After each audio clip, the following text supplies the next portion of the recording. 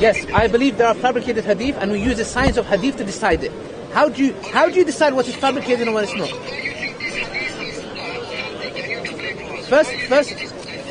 Firstly, we know it is authentic. It's from an authentic source. Number two, do you reject all hadiths or some hadiths? Do you reject all hadith or some hadith?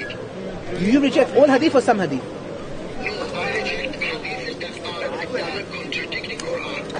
Okay, so you believe in hadith. Well, I believe there's weak hadith. What's the problem? What's the point? I believe there's weak hadith. I don't disagree with you with that. Are you? Okay, no problem. The Aisha Anha, her, for example, her telling her age in Bukhari, she was 6. You're rejecting that. Why? Why are you rejecting it? No, 1 second. 1 second. Can you tell me how it goes against the Quran, please? Can I come to this point, please?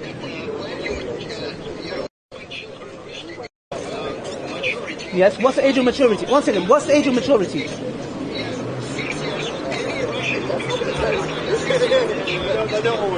One second, brother, if you don't have the hadith, and Muhammad Hijab said this before as well, what you're saying is problematic.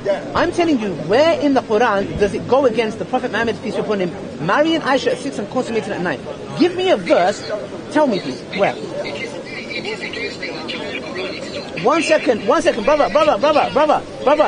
you are using liberalism. You're using liberal standards to, look, if you live in the UK 100 years ago, you would not be saying this. The only reason you're saying this is because of peer pressure from the Western liberal society. You have a problem with this because of that. So I'm telling you very clearly, where in the Quran does it go against the Prophet Muhammad, peace be upon him, marrying Aisha at 6 and consummating the marriage at 9 when she became an adult? You're not looking with the standards of today. Please give me a verse.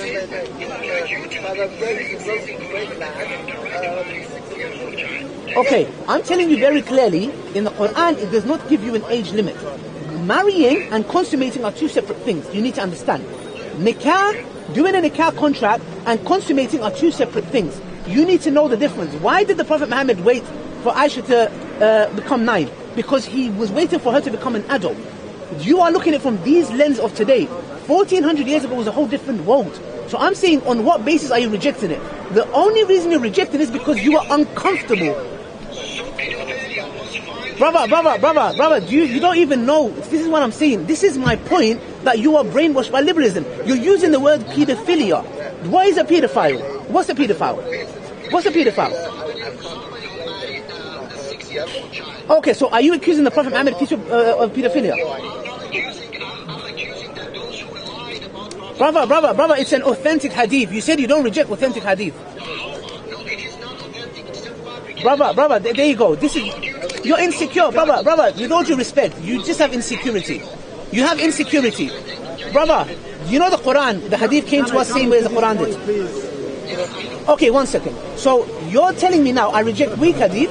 When I give you an authentic hadith, you say I also reject that. Do you know why you're rejecting it? Do you know why you're rejecting it, brother? Because you're thinking this doesn't make sense to me. Brother, you have a limited mind. Listen to me, please. Brother, you have a limited mind.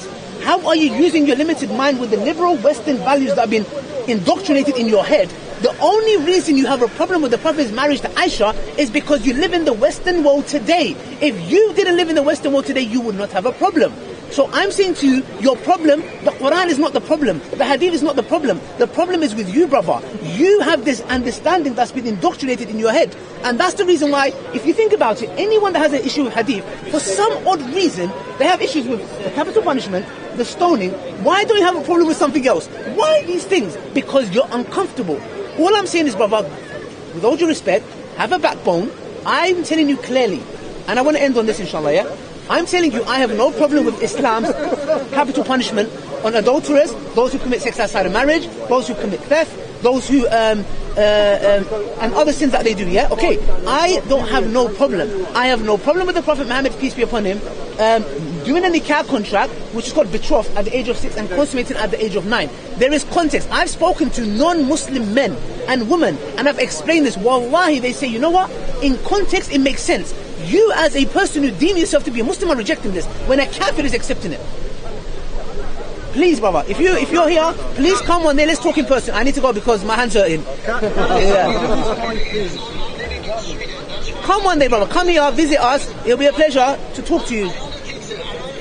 Okay, quickly, please. Yeah. I never said that. Let me reword myself. I believe there is a capital punishment for apostasy. And you said before, oh, if I stone, you're not allowed to stone anybody. If we live in Islamic Sharia, the Amir does that, not me. I don't walk around with a rock in my hand looking for people to stone. It doesn't work like that, brother. If somebody does something, the Islamic Sharia judge, the Amir deals with that. It's haram. We don't go around looking for people who are committing these things, and it doesn't work like that.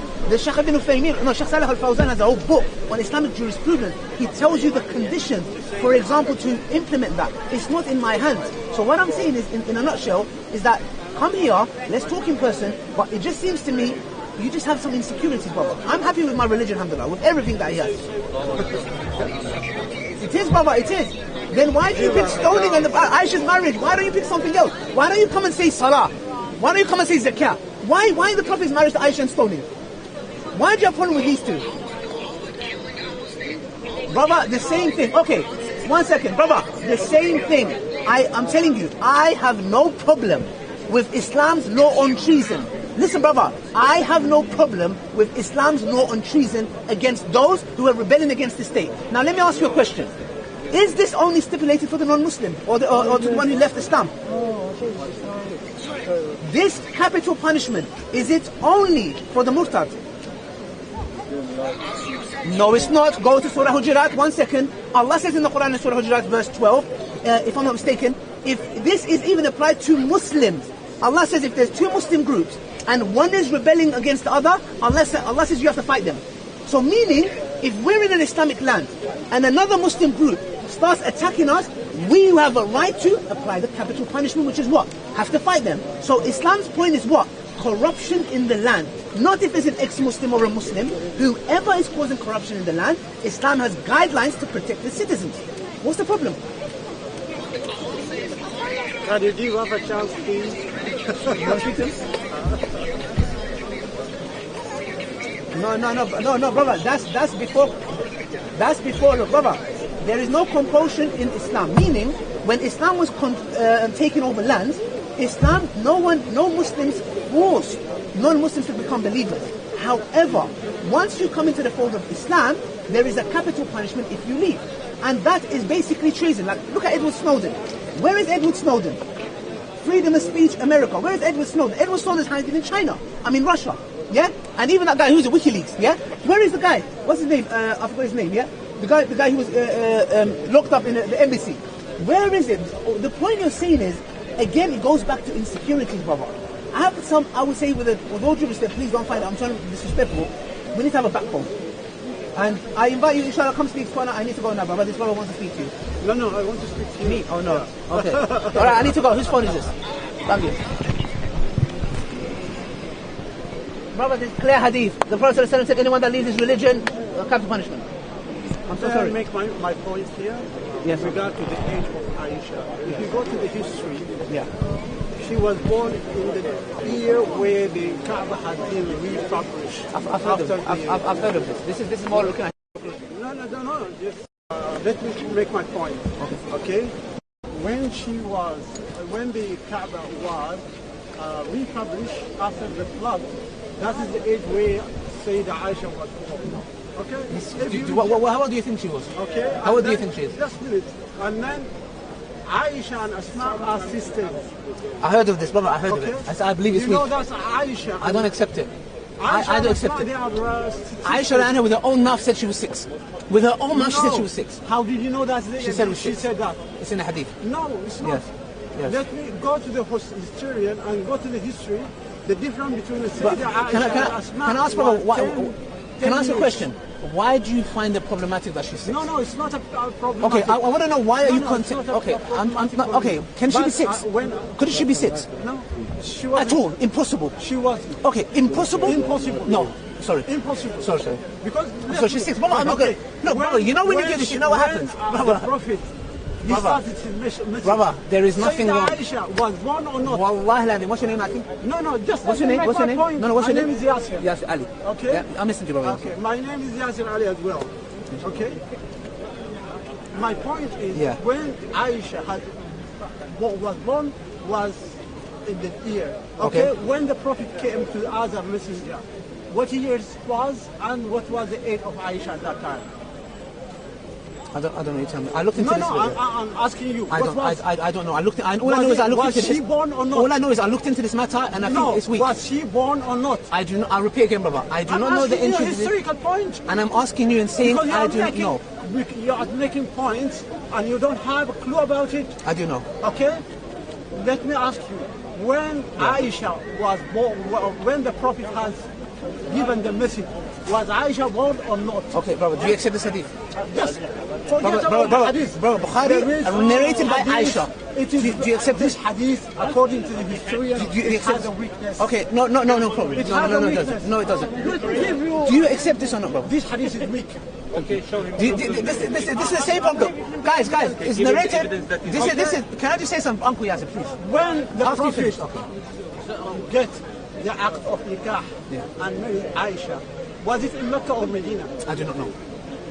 So how are you talking about things you don't know? I've got a book, hadith here. I've got an authentic hadith. It's wrong. Brother, with all due respect, I follow. How much was it? How many years was the message in Mecca? Make your point, I'll make my point. Okay.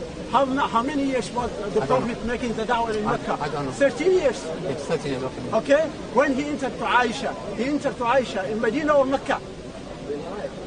I don't know. No. So at least Aisha, if she born when the Prophet had received the message, the minimum age of Aisha was 13. Because the period from Mecca to Medina is 13 years. Okay? When he entered in Medina, it's 15 years and plus. And 1 year after the Hijrah, the Prophet has entered to Aisha. Okay? So at least the age of Aisha was in 6. And that's proved according to historian, according to the history, this hadith is I take hadith over history. Thank you, Barakallahu. So guys, in a nutshell, this is what I tell Muslims, yeah, okay? When you don't study your religion, when you don't have this backbone, you are too busy watching this video, that video, flipping Nicki Minaj, this Cardi B, Drake, this, that, started from the bottom, now I'm here, all this kind of nonsense, yeah? You watch this stuff, you don't give that effort to your deen, and then when you are confronted with something, you get shocked. Oh my gosh. This is exactly the problem we're facing. Brothers, be proud of your religion. My sisters, be proud of your religion. I'm here coming to you and I'm a nobody, okay? I came to Islam 10 years ago. I had a simple criteria. Whichever book is the haqq, I don't care if it's the Bible, I don't care if it's the Torah, I don't care if it's the Hindu scriptures, I don't give a damn. Whichever is the haqq, I follow it. I am Messiah. So, I am Messiah. Can I speak on Allah had wiped my feet.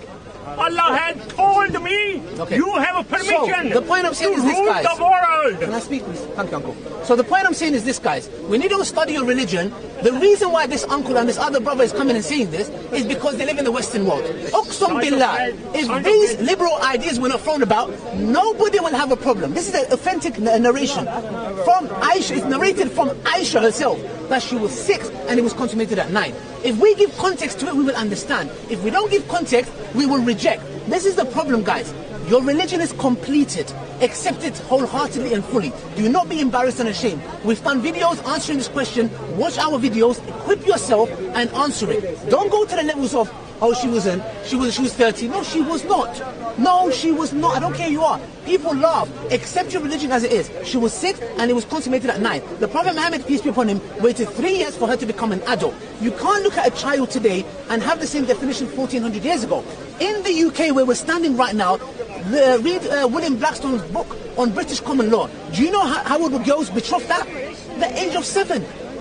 Simple as this is something, a new phenomena. So what I'm saying to these brothers is, stop rejecting hadith, Accept your religion. It's the haqq. It's as simple as that, brothers and sisters. And that's why we won't come with, oh, history says this, history says that. And for some odd reason, they always have a problem with stoning, capital punishment, the Prophet's marriage to Aisha. Why do you have a problem with salah? Why do you have a problem with zakah? Why? It just shows you the point is not the hadith. The point is the insecurity, inferiority complex. So all I say, my dear brothers and sisters, I'm going to go inshallah. Please study your religion. Give your religion its haqq. Yeah, study and defend it. That's what I'm going to say. May Allah bless you guys. Assalamu alaikum wa rahmatullahi wa barakatuh. Ali, Wendell Denner from StreetMic. One quick question. As you know, yes. You love me. Always. As you know, I can't wait to see part 2 of a documentary film that you've made. When is it coming out, man? Everyone around the world is waiting. I am here. I am the Messiah. Go away, the Messiah. You idiot. You have no knowledge. I have knowledge from Allah. I have a knowledge from Allah. So why have we be quiet? Rule the world. Why have we been waiting for 2 months? You are idiot. Where'd you put this? See, I've hidden it. So come round, come closer, Ali. So I've got it now. Now look at the people watching. So I want to know what was in that text message at the end of part 1. You find out. Come into a cinemas near you. Big up. So that's Ali Darwar, and he said that part 2 of the documentary film on marriage is coming Allah had a voice at the end of the month. So there's the Messiah.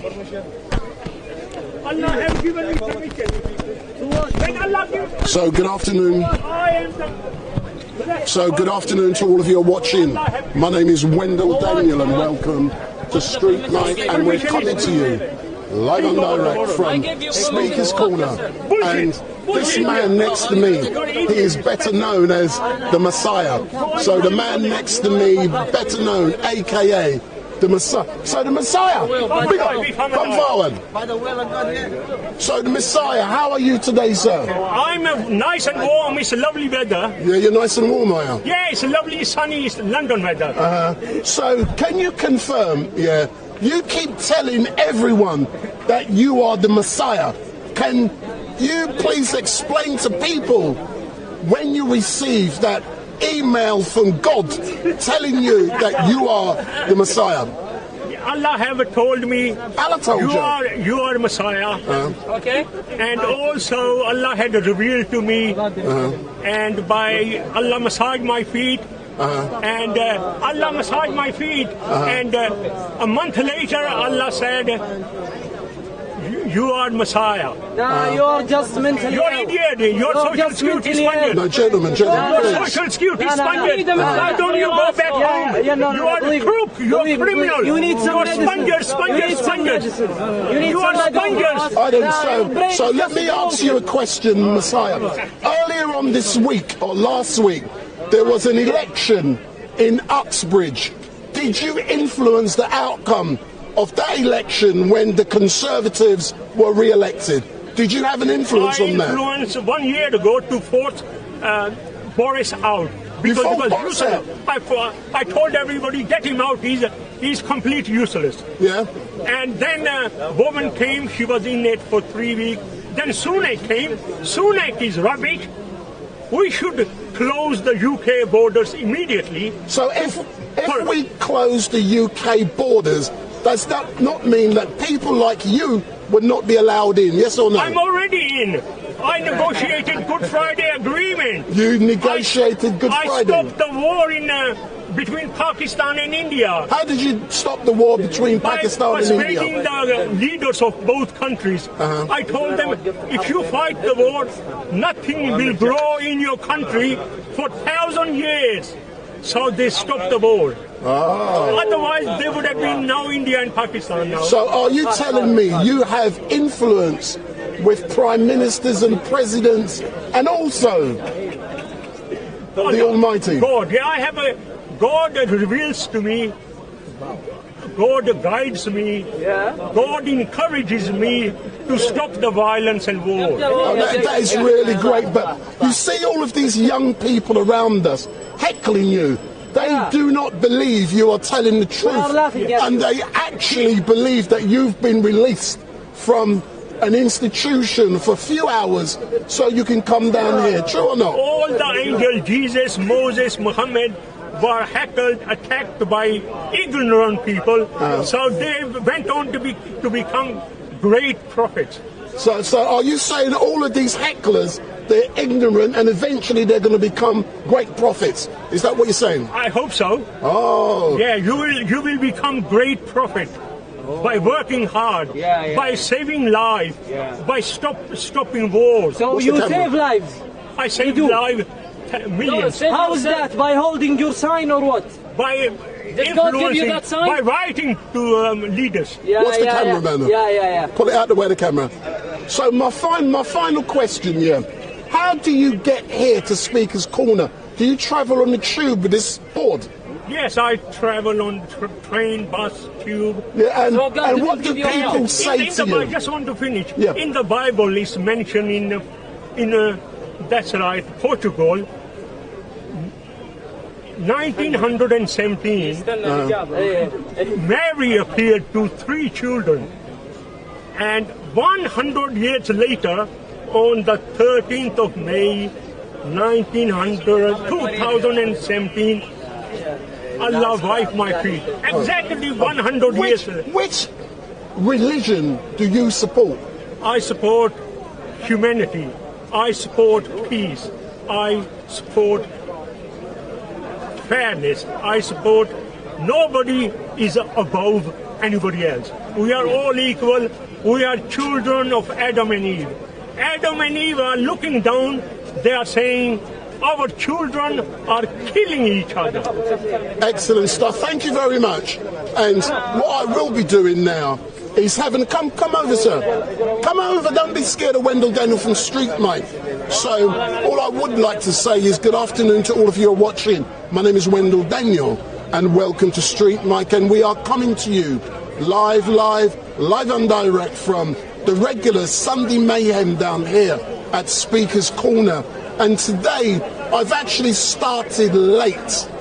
Today, the reason I started late is that I was actually here today at 12:10 with a view of going live around 1 p.m. But after setting up my equipment, I realized that I left something at home. And what I left was a cable, a USB cable, USB-C cable that enables me to power everything for 12 hours. The only power I've got on me is power for 3 hours. Therefore, I come late. And that is why I am late today. But all I can say is I apologize for being late. Not only am I late, Why you late? Why you late? StreetMic. See, big up. No, you can't do that today. So, Soka Films, because I'm testing some wireless equipment. Okay. So, Soka Films. Go. You donkey. So, why are you late today? Where's Bob? Family business to attend to. Oh yeah, we all got to do that. But where is Bob today? Where is Bob? Oh, Banks! Hey, subscribe to Banks TV. Don't worry about him. Where's Bob today?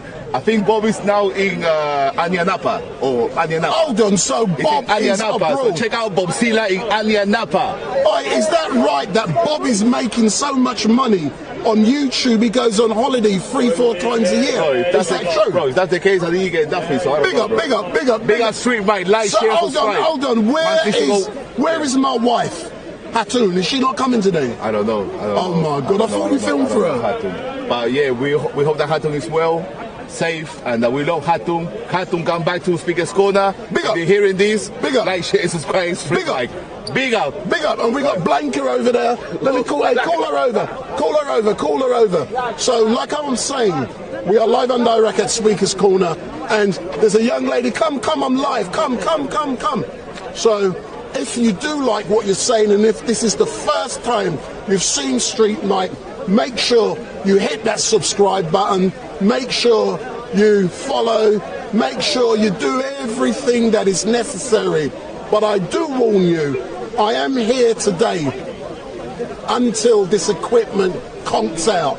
And it should conk out around 6:30, 7 o'clock. Sorry, 5:30, 6 o'clock. Because I'm testing today some wireless systems I've got with me. And in a minute, I'm actually going to take my camera off the tripod and I'm going to carry the camera around in my hand. However, you know, that introduces some great opportunities for me. But the downside being, any time I am wireless, that could mean that it could, excuse me sir, come, I'm live streaming, come, I want to say hello to you. I've never seen you before. So, big up. So if you look into the camera, sir, if you come round.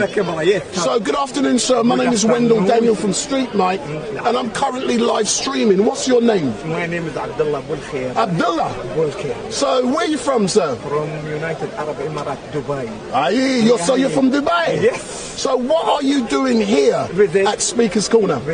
I'm come to listen what they say. You come to listen? To any new idea they have here. So are you hoping to take some ideas from here at Speaker's Corner in London and take it back to Dubai? Is that what you're telling me? Of course. Yeah. That's important. We have to do this. You have to do this. I try to do anything good for my country. Excellent. Thank you very much, sir. Nice to meet you. And I hope. Nice to meet you. And I hope you enjoy Speaker's Corner. Thank you, sir. So, Muhammad Rasulullah. look in the camera. And this man is liar.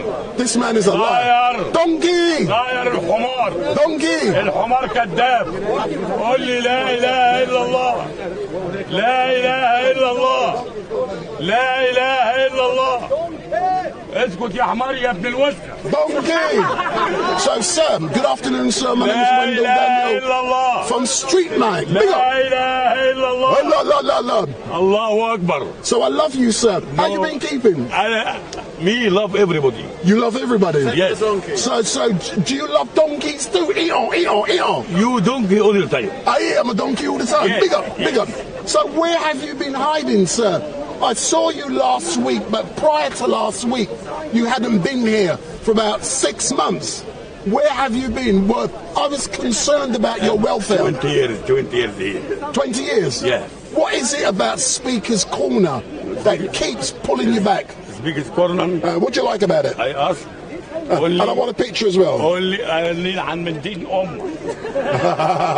I want us. لا إله إلا الله. Look in the camera. محمد رسول الله صلى الله عليه وسلم. And you liar. How am I a liar? Tell me how I'm a liar. How? You not understand Allah. Explain. Allah. Educate me about Allah. Educate me. Allah 99 name وحمار جنبك جالك اهو. الله 99 اسكت يا كلب. انا حافظ الكلاب هنا كلها. الله لا اله الا هو. الله 99 name. Not Jesus. Jesus عيسى ابن مريم عليه السلام نبي ورسول. You understand? عيسى ابن مريم Jesus. And Jesus from فلسطين. مش فروم انجلاند. مش فروم امريكا يا ولاد الكلب. افهموا يا بهايم. فروم فلسطين. But you must tell me that in English. Fuck you. Big up. So all of you, if this is the first time you have seen StreetMic, this great man has just told me, fuck you. Oh, that is so disrespectful. It's good. It's good. Big up. So look into the camera. Talk to my people. Talk to my people. You got 1 minute to say whatever you want. Say whatever you want. Talk to them. Make love to them. No, I want us only one good.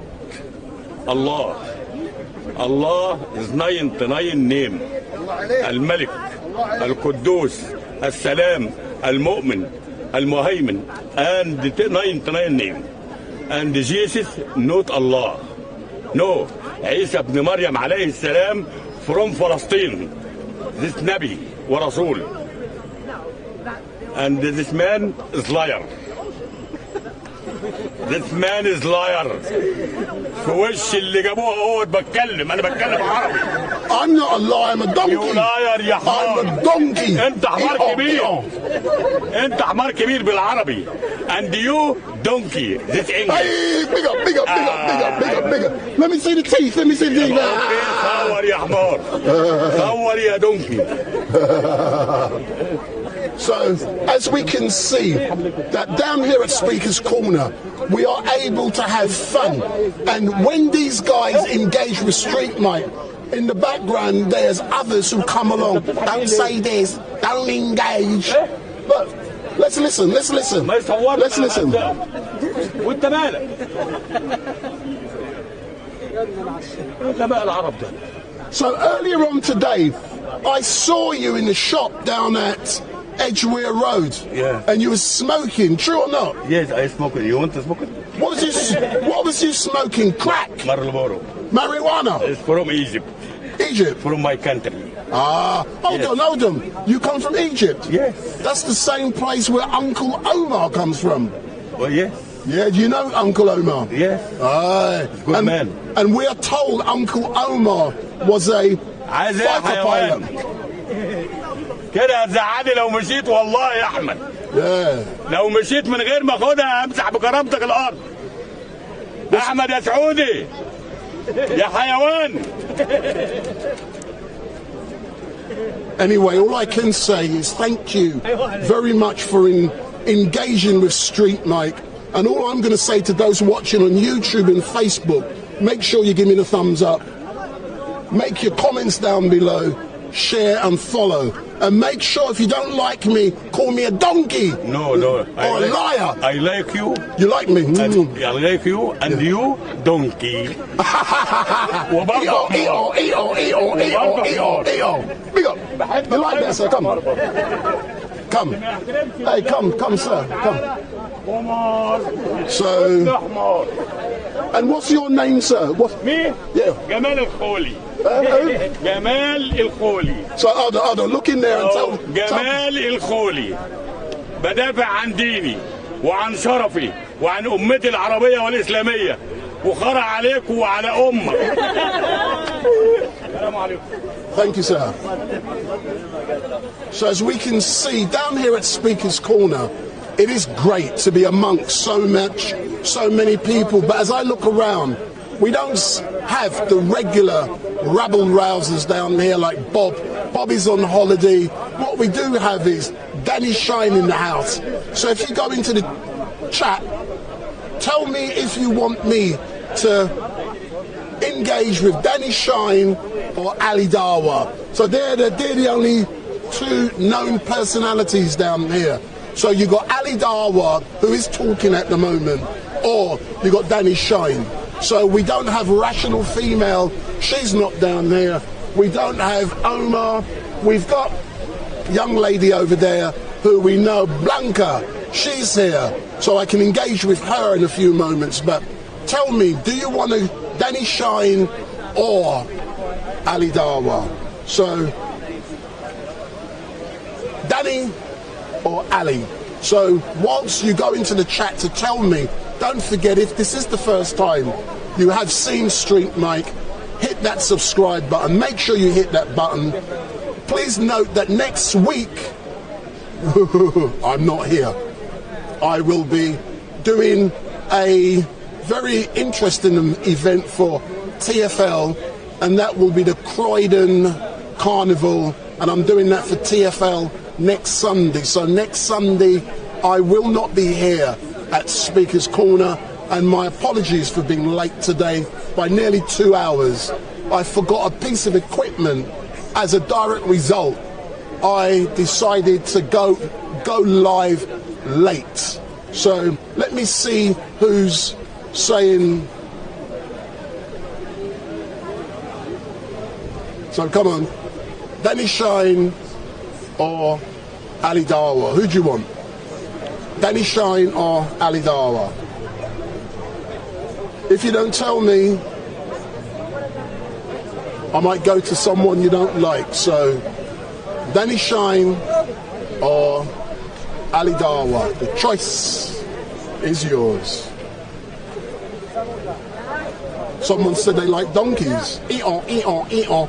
But whilst you're deciding, go into the chat and tell me. So, Tracy Stanley Daniel has said, Danny Shine, Shiny, avoid Ali, he's crap.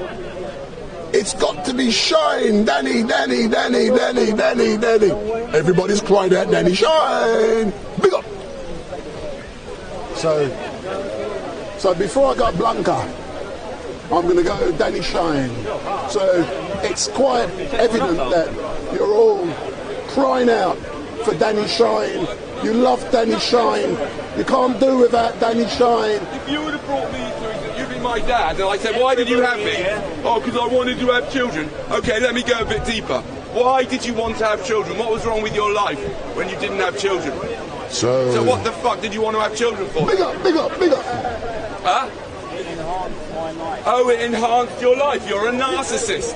Why didn't you go read some books? Go to university. I don't know, go and play golf. You could have enhanced your life in 1,000 ways. Why did you have to drag 2 kids into existence to enhance your goddamn life? What a selfish thing to do. What's that? I can ask them. It's nothing to do with them. It's to do with you. Why? They're going to ask you. It doesn't matter whether they're happy or not. It's irrelevant whether they're happy or not. I hope they are. I hope they are. I hope they are, but you had no right to bring them into existence. Who the hell do you think you are? What right did you have to force them into existence without their consent? Did they consent to come here? Yeah. No, they didn't. Yeah, they did. How? They wrote a letter in the future. They wrote a letter from the future? Yeah, right. That's as much sense as you're making. Yeah, right. Of course, yeah. You'd say that, wouldn't you? You'd say that because you don't want to admit that what you've done was completely without thinking properly about it. Why? Because you haven't told me why you did it. You just said that you did it for yourself. Yeah. That you can't create. Why are you standing on that stool? You can't create value for yourself. Who are you standing on that stool for? Why am I standing on the stool? Yeah. For yourself. What's that got to do with anything? For yourself. You do things for yourself. Yeah, but the stool's not suffering from it, whereas your children will suffer, have already suffered, and they will suffer, and they'll die. That's your nonsense. They'll die. No, they will suffer. Okay, well then they will you don't think they're going to suffer? You're missing the point that they've lived. So what if they've lived? That's it. So what? So what? That's the good part. Well, You've missed really? You're so miserable. So what? You took a risk. You took a risk with that by bringing them into existence for your own pleasure. You could have adopted. Why didn't you adopt? Why would I adopt? Why? Because there are millions of children that need adopting. Maybe I will. Yes, you may have time to do this, but you don't really. You've got all the time to change their stupid nappies. Life is not as miserable for everyone as it is for you. Don't give me this. Okay, let me deal with that right now. Let me deal with that. As it is for you. Yeah, let me deal with that. That's a common thing people say. Let me tell you that I have a fantastic life, right? I view myself as in not the 1%. I'm not part of the 1%. I'm not part of the 0.1%. I'm part of the 0.0000001%, right? I don't work. I've got enough money to get by. I'm very healthy. I've got a lovely wife. My children are well. Oh, you've got children, right? I've got everything you could possibly want. But most people, in fact, I literally don't know anyone that's got a life as lucky as I am, which is why I'm against bringing people into existence, because it's a game of luck. It's a game of luck. And my luck will run out, obviously. It will run out eventually. It's a game of luck. And that guy brought them into existence just because it enhanced his life. You wait, we'll see how much it enhances his life when they become teenagers, see how much it enhances his life. But it doesn't matter, even if it does enhance his life. What right has anybody got to bring someone into existence to enhance their fucking lives? Get yourself a hobby if your life's lacking. Are you is this your children? Why did I have kids? Because I was as ignorant as you were, right? Because everybody else was doing it. So I, like a moronic sheep, just did it, right? Why did you? Why am I proposing that? What am I proposing? I'm proposing that everybody here thinks a little bit more deeply about procreation and reconsiders it and considers adoption, considers fostering, considers getting together with someone who's already got children, being a step-parent, being a teacher, reconsider it. That's what I'm doing. I don't care about the whole world. I can't control the whole world. They're going to carry on doing it no matter what I think or say. But here, right now, I'd like to hope that one day you'll realise and you'll apologise to your children for bringing them here, and you'll make sure that they don't make the same mistake as you did. Why did you have them? Why? Yes, of course I have. Yes, I have apologised to them. Why did you bring them here? Why did you have them? That's what happens in the world, yeah? That's how we pass on our genes. I know, but why the fuck did you do passing on your stupid genes? What's so good about your goddamn genes? I wouldn't want you to be my dad. I thought my genes are good. Yeah, your wife thought your genes. No, she didn't. She just liked you. She just wanted to trap you so she could carry on her stupid genes, right? But why did you do it? Why do you want to pass on your genes for? What's so good about being a human anyway? Huh? You're not happy being a human at all? I'm not proud of being a human. It's ridiculous being a human. What's so good about being a human? Even though you can enhance somebody else's life, make it better? Yes, I can do that. That's true. Are you doing that? Sometimes I do. Sometimes I do. I mean, I'm trying to prevent. I'm trying to go one step further than that. I'm trying to prevent suffering rather than trying to sort out people's suffering and cure it. Prevention is much better than a cure. If you wouldn't have had those children, you wouldn't have to try and prevent them from struggling and suffering and mental health and physical health and all that crap. But you had them because you didn't think about it properly, did you? You didn't think about it, did you? Admit it. He did not think about it before he had you. And I'll tell you something, kids. Whenever they say anything to you, your parents complain about any of your behaviour, you tell them, you had me, mate. Without you doing that, I wouldn't be here to have any behaviour at all. I think you could do better than enhance lives, rather. What's that? You could do better than just to try and help people enhance their lives, make their lives better. Yes. Get into something that makes their lives better rather than standing on the podium and telling them how bad they are. Really? Oh, okay. Ladies and gentlemen, if anybody else has got any opinions about what I could do that's better than what I'm doing now, please, you can express them at Speaker's Corner, but I'm really not that interested in your opinions. But I just said to you, you didn't even listen to what I said clearly, or you didn't understand it, or didn't take it in. I said to you that you're trying to suggest I enhance people's lives. Usually that's by reducing their problems and suffering and making them feel better. But I'm going one step further. I'm trying to prevent that people from creating new problems in the first place, right? So instead of trying to help these people who you fucked into existence, I'm trying to stop people from being screwed into existence. We have all been screwed into existence without our consent. And there's no good reason to do it. I will give you £1,000 if you can give me a good logical and ethical reason why you had a child or why you would. I'm just getting my water.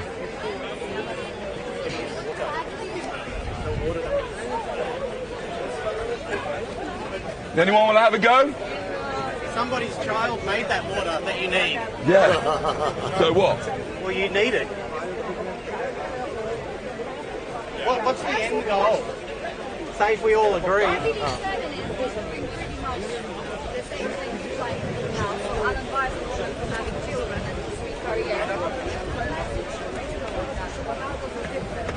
How does this message differ from feminism? Well, because firstly, not all feminists are anti-natalists. Some of them believe that women should have children. I think if you're into women's liberation, I can tell you there's no liberation once you've had a child, unless you're a psychopath, unless you don't give a shit about your children. If you're a mother and you have a child, that's it. No liberation at all. You're going to be worried about your child until you die. So there's no liberation. So forget that, right? A lot of feminists. So good afternoon to all of you watching. My name is Wendell Daniel and welcome to StreetMic, and we are coming to you live and direct from Speaker's Corner at Speaker's Corner Unleashed. And if this is the first time you have been watching StreetMic, please make sure you hit that subscribe button. So make sure you hit that subscribe button. And today, please note that I am doing all of this stuff wirelessly. So I'll be taking my camera off my tripod and walking around with my camera in my hand. My tripod becomes my base unit which sends the signal out to you. I'm testing this, but what could happen is that as I walk around, the signal could be lost. It shouldn't be, but it could be lost. If it is, I will be back. So I'm now going to take the camera off the tripod and walk around with it in my hand, but I could lose the signal. And I'm testing new equipment, and as I walk around with the camera in my hand, you will actually see the equipment I'm using. Oh, joy and love. Yeah, now you're divert. What the fuck are you eating that for? And why did you buy that and your child? You've got a problem. You're addicted to sugar and shitty food. Why are you taking drugs in front of your child? Okay, in front of my child, watch your language. Oh, watch your language in front of my child. How old are you? Do you mind my asking? 13. Believe me, I've got children of my own, and by the time they were 13, they'd heard every single swear word in the book. So give me a break with that. You're worried about me swearing in front of your child. You're worried about me swearing, but I care about your children's well-being more than you do, because you're feeding them crap. Why are you feeding her that crap? Why haven't you done some research into proper nutrition? You would never feed her that if you were suitable to be a father.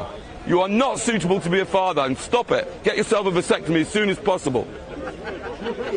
I will pay for your Uber there and back from the clinic if you get yourself a vasectomy and put a stop to this. And make sure you apologise to that young lady for bringing her into existence for no good reason. Why did you have her? I'll give you £1,000 if you can give me a good, logical and ethical reason why you screwed her into existence. Why did you do it? The purpose of life. So let me get this straight. It was nine months before she was born. You were in the bedroom with her mum, and you thought, right, it's time for me to fulfill the purpose of life. The purpose of life? Really? Is that the purpose of life? Where did you get that idea from? Look around yourself and nature. What do you mean, look around myself and nature? Where did you get the idea that the purpose of life is to create more of it? Why is that a purpose? That's not a purpose. It's not a reason. What do you mean, look around myself?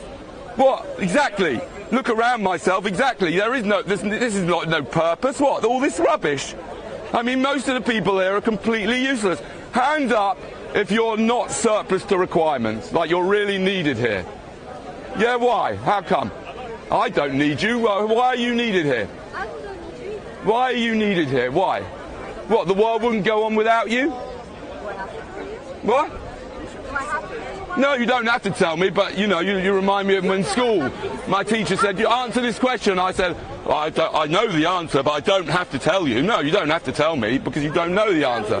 Because the truth of the matter is, you are surplus to requirements. Everybody is. Why are you here even? Why did your parents have you? Because they wanted to. Let me tell you something about that. That is a terrible, terrible mistake. The difference between a human and an animal is an animal does what they want. A human should be able to ask the question, why? Why did you want to? That's the important thing. If you want to do something, you should ask why. My daughter had a good question to you. Why did your parents have you?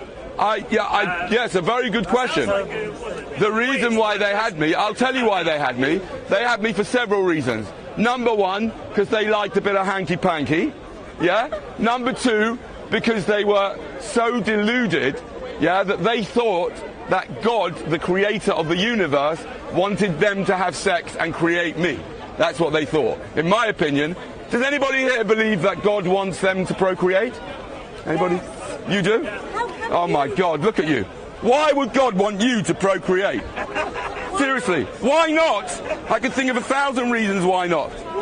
You're probably a Christian, aren't you? That's a good reason why you shouldn't procreate. I'd hate to have a mother who's a Christian. What a horrible thought. How come you've become so bitter What? and angry? What? Why have you become so bitter? What's happened to you in your life? Because I've realised how terrible all the suffering is in the world. It's a terrible thing. It always has been. What's that? The world always has been full of... I know. And why are people creating more beings that can suffer? What the hell is going on? Why are they doing it? Yeah, what about the people who help the people who are suffering? Millions of people Yeah, help. really, I know, but this is a whole Ponzi scheme. People are having children so that people can come here and help the people who are already here, who are only here because people had them so they could come and help people. But if people didn't have them in the first... Did you have children? I've got children. Oh, no. What the hell did you do that for? I'll give you £1,000 if you can give me a good, logical and ethical reason why you screwed these... And every one of them helps every other human being. One is a teacher, one helps drug addicts, one helps other people who have nothing in their life. All right, let's deal with that one. Okay, okay. No, okay, I'm going to deal with that, right? What? Hold on. I am. Yes. I'm the arbiter of logical and ethical, but I will explain to you. I will explain to you why what she just answered was not logical or ethical, right? She didn't answer the question. You didn't answer the question. Then we can do you? Who's logical and ethical. Yeah. Okay. It's going to be done by bank transfer. Yeah, crypto only. Yeah. Nothing logical or ethical about that. Yeah. No, of course not. Right. Okay. Ladies and gentlemen, I've already dealt with who's going to be this. Listen, my friend. I'm still. Listen. Do you want to go for the money? Have you had children? Of course. Exactly. I knew you had. What the fuck did you do that for? Why did you do it? Have you had children? Why did you do it? Have you? Yes, I have. Why did you do it? Because I was ignorant like you. Oh, so like me? Yes, just like but you. You did it. Yes, I did it. So why aren't you? I did it because I was ignorant. So stand on the box and berate yourself. Don't berate No, other it's people. fine. I've finished with it. I've apologized to my children. Have you apologized to you? Have you apologized to your children? It was logical and ethical for us to do. No, it wasn't. It wasn't. You don't get to You haven't told me why it is. You haven't told me why you did it. I did it because I was in love with the person with whom I did it. Yes. Because we wanted to fashion the next generation in Oh, the image of ourselves. he wanted to fashion the next generation in the image of yourself. Seriously. If you would, imagine if he went to a psychotherapist. So what is it? You should go to a psychotherapist. I want to fashion the future of the world. So far, you are completely off your All fucking. You talk is shit. You haven't said anything. All right, ladies and gentlemen, what I'm going to do now, is just calm it all down a little bit. I'm just going to count to 30 and let him carry on a bit. I'm going to count to 30. And then don't debate them. You can't do that. Put your money up and have a legitimate debate. Or just concede that you're up here talking shit. It's one or the other. You can't do both. You're all talking all bullshit, or you got your money and you got an intellectual debate you're willing to engage in. Have you finished? Not unless you're willing to go. Put your £1,000 on the sidewalk. Yes. And let's have the talk. I'm not paying cash. I don't carry £1,000 with me. Right? It's not. Let me just explain to you. The £1,000, obviously. Okay.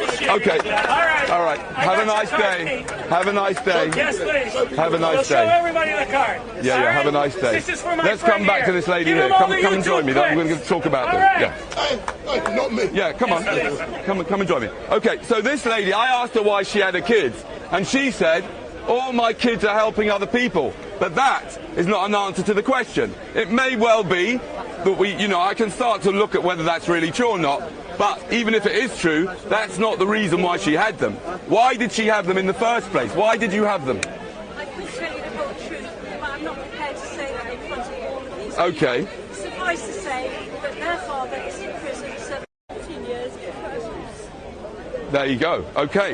Yeah, exactly. So that's not a good reason to bring them into existence. I'm very pleased that they've ended up helping people. That's wonderful. And I'm not against that, right? But I'm still offering £1,000 to people like that idiot over there that ran away, right? I'm still offering £1,000 if you give me an ethical and logical reason why you would, on purpose, bring people into existence. And I will explain why I don't think what you're saying is logical or ethical. If you give me an answer, I'll not just say, oh, that's not logical, that's not ethical. I'll explain why it isn't.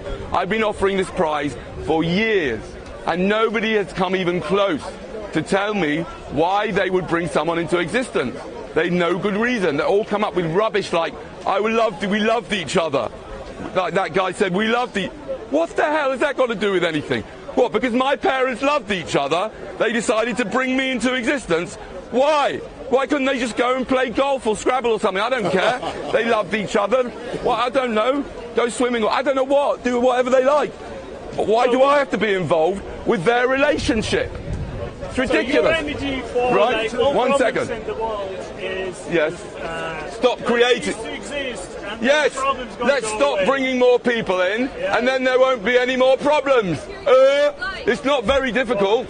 So if you get yes, I am. I'm against suffering. I'm anti-suffering. Well, then stop talking. Let the child say. If you're against life, why not go around killing people? That's not particularly logical. That's a good question. That's a good question. I'm going to answer that question. I just need some water first.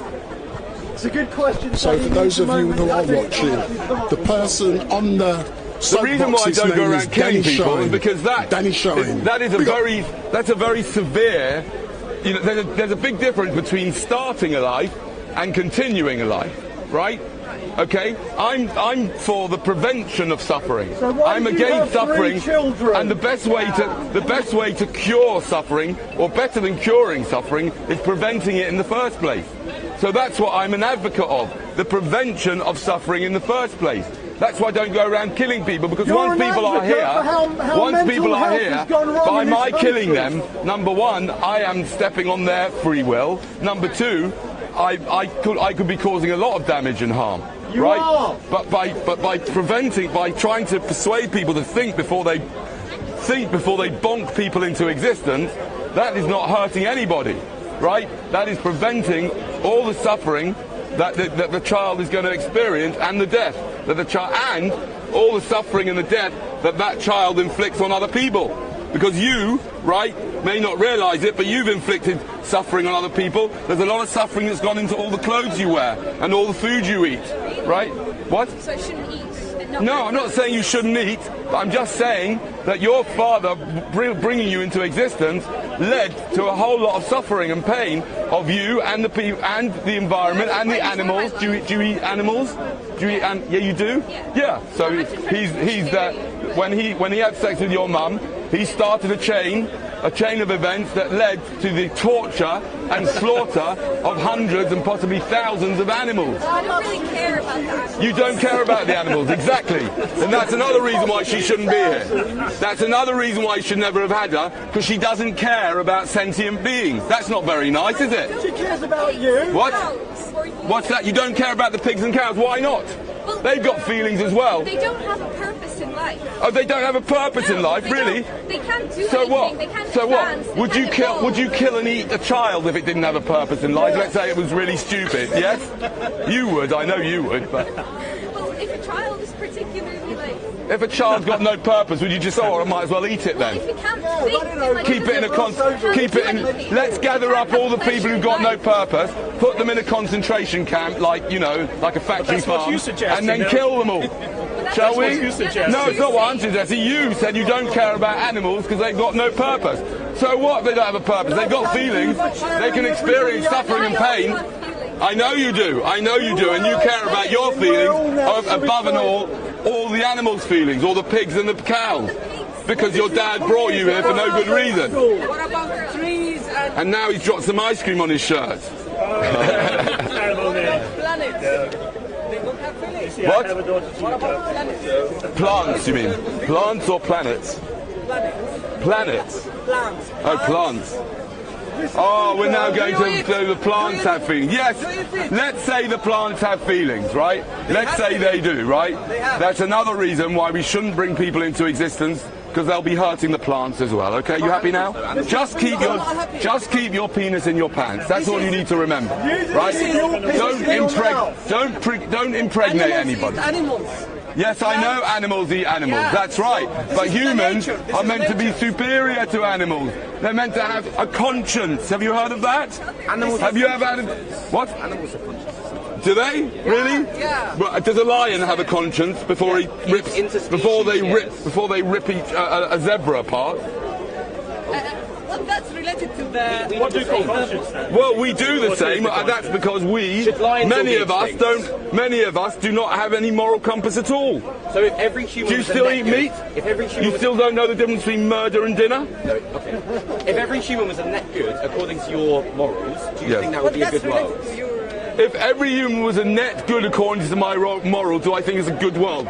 I'm not. I'm not interested in in my or anybody's opinions about if this, if that, whether it's a good world. Nothing to do with that. All I'm interested in is to make sure you realise that you have got a dangerous weapon of mass destruction between your legs, right? And that you should stay well away, and you should stay well away from the sexy ladies because they're trying to trap you to impregnate them. Taught you English. Beware of the sexy ladies. How about beware of sexy ladies? Really? Is possible? Yeah. Have you been Can you not say beware of the sexy ladies? For English lessons. I think you can say either, can you not? When was the last Thank time you for correcting me. voluntarily kissed you? The reason you want human extinction is because humans are bad and they create suffering, right? Okay, listen, by the way, I haven't said anything about human extinction, right? Yes, you have. That is the natural evolution of your state. Okay. Before your minds get carried away to these hypothetical situations, right? I'm really uninterested. I would be more than happy if humans went extinct, but it's irrelevant. It's not going to happen. It's not going to happen by human choice because humans are too stupid, right? And they're run by their genitals. Most people are like this man here. He's controlled by his genitals, right? He's making out as if he brought her here because some lofty reason. No, he brought her here because he wanted to have a nice evening out. And her life is the price she pays for your orgasm, right? Right? So extinction is not going to happen by us stopping. If everyone thought like right? you, but if everyone thought like you, that's a logical fallacy. Everyone does not think like me. In fact, most people, well, you can say thank God or whatever, but it's irrelevant. Because your mind is now going all over the place. What I want you to concentrate on is your weapon of mass destruction, to understand that you are driven by your own DNA without you even knowing it. Do you know what the purpose of your DNA is? What's its mission? To be passed on. Yes, to be replicated, regardless of whether you're good looking or ugly, fat or thin, stupid or intelligent, nasty or nice, or disabled or able, whatever, your DNA is all it's trying to do is get you to knock up some woman as many times as possible. That's all it's trying to do. And you are being used by your DNA until you realise that your job in life is to be the master of your weapon of mass destruction and get it neutralised as soon as possible. Have you thought of having a vasectomy? Why not? Why would I? Why would you? To stop you ruining some poor person's life by bringing them into existence and having you as a dad. They could have a very happy life. Oh, they can have a very happy life, yes, but they might not, and you have no control about what type of life they have. Especially bringing them into this madness. I mean, look around here. Madness, all these people. Does anybody here not have any mental health conditions at all? Hands up. You don't? Well, yes, you do. One of them is in denial. You're in complete denial. Is your mother proud of you? So I'm going to say hello to a few of you in the chat. So, good afternoon. I am Maximus. No, look at John you. You're the happiest man here. Jake Riker, Puritan, Lisa Sargent, Don Meltz and others. Ince KAB, Hassan Yilmaz, I am Maximus, Sleeping Buddha, Mr. Lotti, Sloopel, X-Piece Fluck, Roman Stivin, Fox, Beats and Tapes, Abdullah, Luteris Viva, R. Akhtar, Ace 99 Plus. Hi Lisa, it says. Look at that man with that. Ooh, what's going on there? Can't even write in good Hassan Yimaz, Fox, I'm a Chudoro, something like that. I am Maximus. Iceni Norfolk, MC Anthony 007, Bruce Davis, Ups and Downs, etc., etc. So, to all of you in the chat, good afternoon. And if this is the first time you've seen StreetMic, hit that subscribe button. So make sure you hit that subscribe button. And please remember, I'm testing today wireless equipment, and there is a possibility it could fail when I take the camera off. Your parents should have brought live streaming unit. Let's go back to Danny. Give me a good logical and ethical reason why you think you should be, yes, you specifically, why you should ever impregnate a woman What happens if I can with that guarantee weapon. that child will make a massive... You're worried about suffering, right? If I can guarantee that my child will end a lot of suffering, that would be a net positive, right? Right, okay. If he could guarantee that. You can't guarantee it. If my grandmother had balls, she'd be my grandfather, right? You can't guarantee it, can you? I can do a lot to... No, you can't guarantee it. Your child might come out disabled. Your child might come out like this guy here. Look, how would you feel if he ended up like that? This person's a human. Yeah, I know he's a human, just about. But how would you like it if your child ended up like that? How would you like it? I'd be absolutely devastated. Come on, look at him. Jesus Christ. I know, but you know, I'm making a point here. You have no guarantee.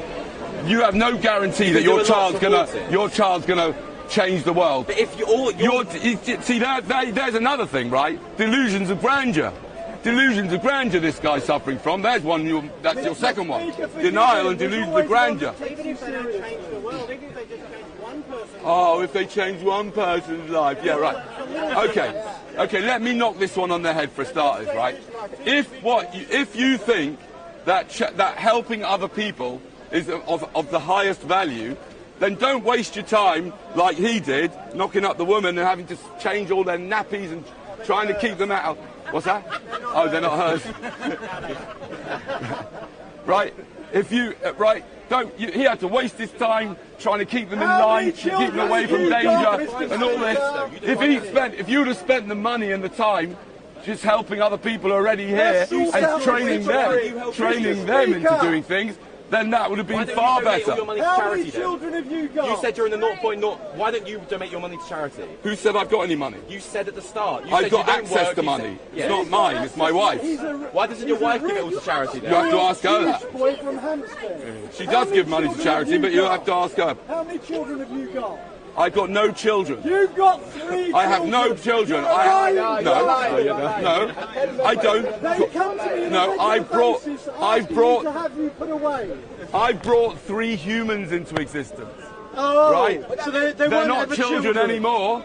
Were they once children? No, they're not children. They are your children. My older 2 are in their 20s, age. and they're still skimming me off for money all the Good. time. I hope they support your cause. You every month. What's that? They support you. Do they support me? Yeah, your opinion. Humbug, miserable bastard. I mean, I wouldn't go so far as saying they actively support my cause. Do you know what I mean? They're all embarrassed But about me. out of the 3 of them, 2 of them are quite They're planning your funeral. They're quite in happy? line with it, okay with happy? it. Well, I think the question is, are they happy? Is irrelevant. It's a silly question. Were they happy? Yeah, I'd be quite They're, you know, happiness is. What does that even mean? Are they when happy? You come home to that and say, "Daddy, we're home." Right. And he's changed the locks yet again. Which one's the least useless? How many brothers and sisters did you have, Mr. Speaker, yourself?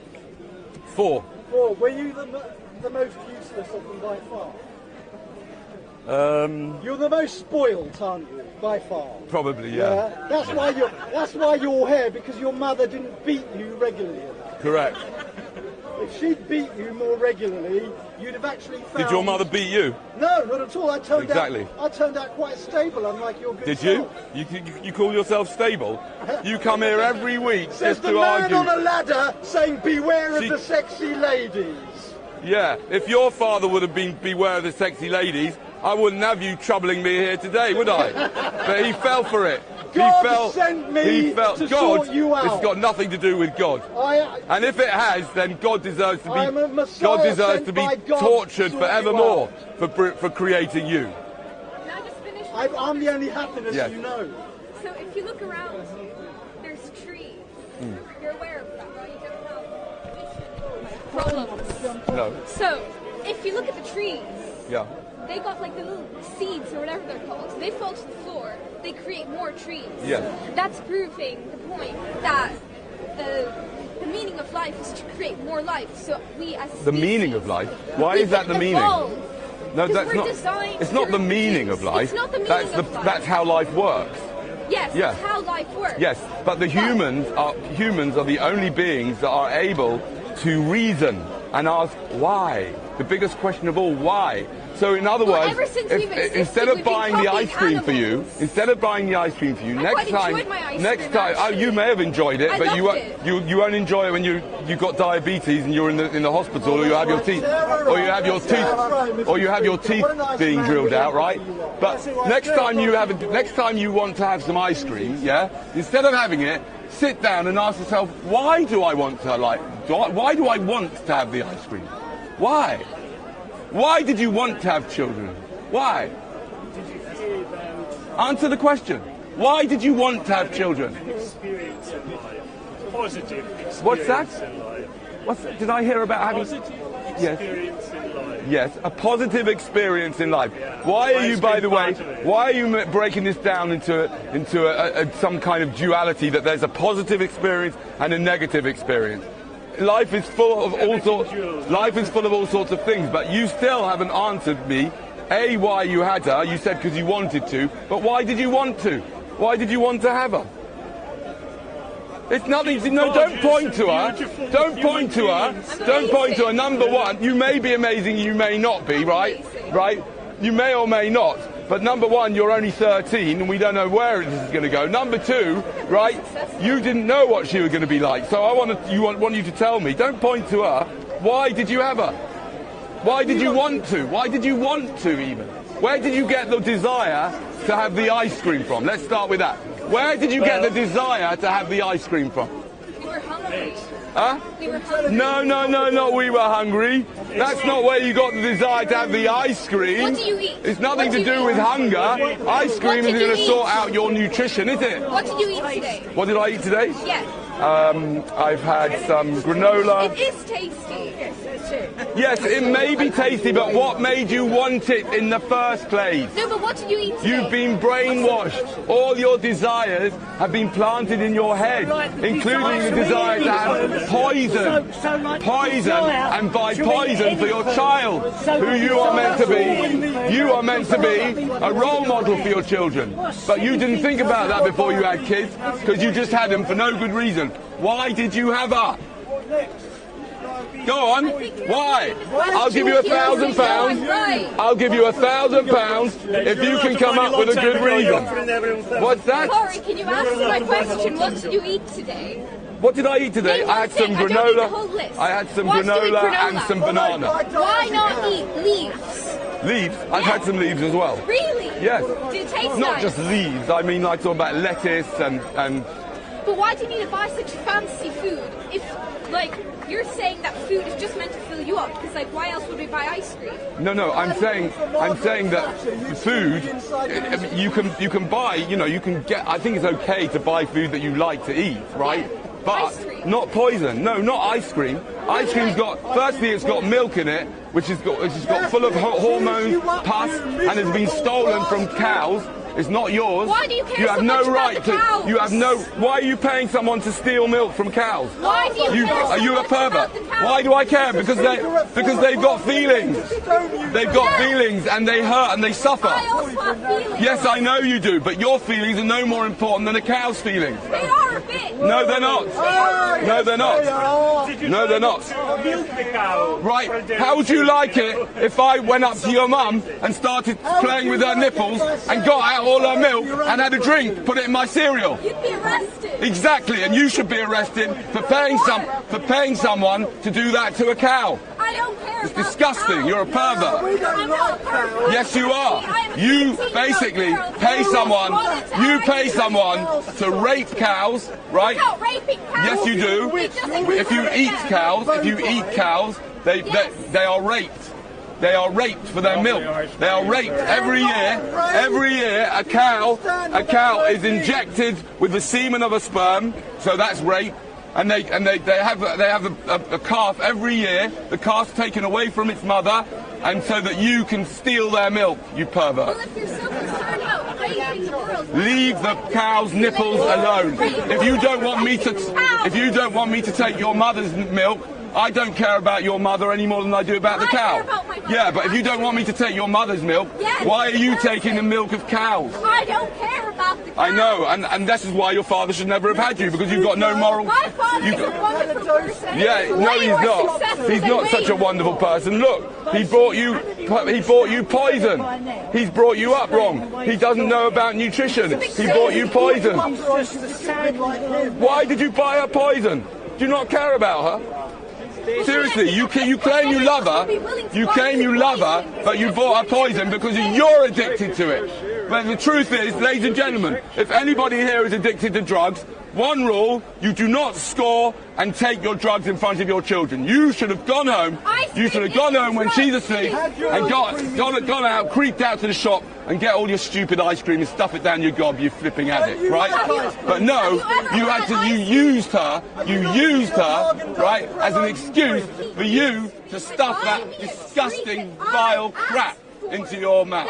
I've always got a supply of ice cream in the fridge. Look, if you're so concerned about rape, a man of knowledge and you're erudition. concerned about the rape of cows. And someone who just happens to be as mad as Yes. a hatter.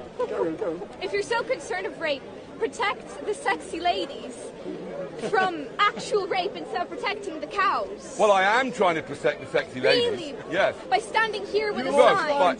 No, I am trying to protect the sexy ladies because I'm trying to impress upon the men. I'm trying to impress upon the men that they should stay away from the sexy ladies, because the sexy ladies are trying to trap the men.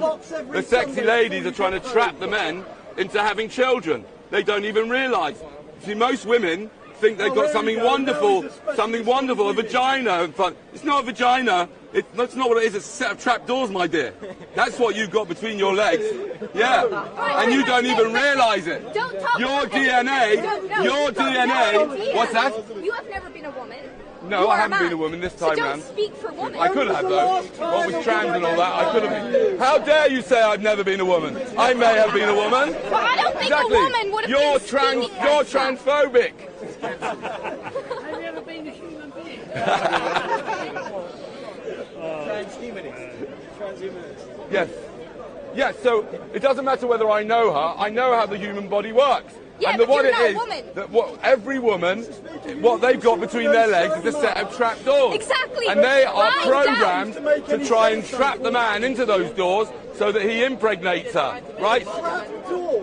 What's that? That's a bit wild. I don't want kids. I really doubt he's ever I do not want in kids. front of him. The trouble is, I only realised that after I had them.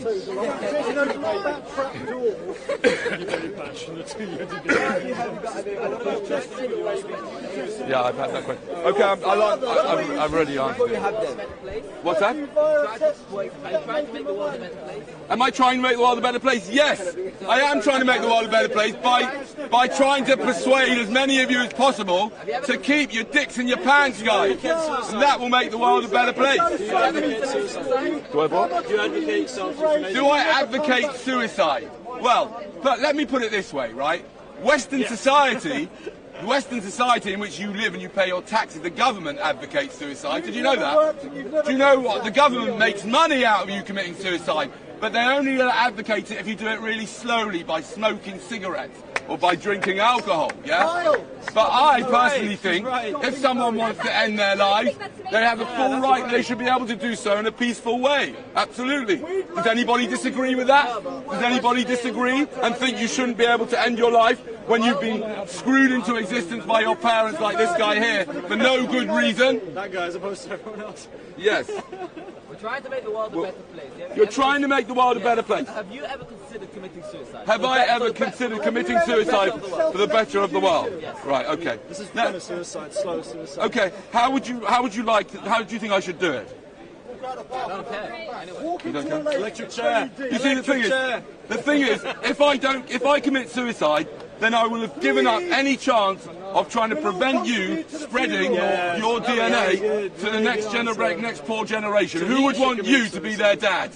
Nobody in their right mind would want. No, your kids won't want you to be their dad. Joking. No way. Think about this, ladies and gentlemen. Let me tell you about this. Those people who are thinking of having children, yeah, in the next 100 years, maybe sooner, in the next 100 years, you will probably have to go to a corporation when you have a child. The corporation will engineer an amazing child for you, and they'll engineer all the diseases out, and they'll engineer in happiness and everything, yeah? And you won't, imagine in such a world, imagine you went to Google births, yeah? You drive up, and they say, right, it's 10 grand, and they've got a computer there, and they say, okay, you can have anybody's genes if you want. Would you like your own? You'd be mad to say yes. You wouldn't want you. Why? Why do you want your kid to look like you? What for? That makes you an absolute nutcase narcissist. You're nuts. Why do you want kids to look like you? Do you hate your kids? No, I don't hate them at all. Yeah, so exactly. I care about them more than your father does. Because your father buys you ice cream. He obviously doesn't like you. He wants you to go to. He wants you to end up in a dentist chair.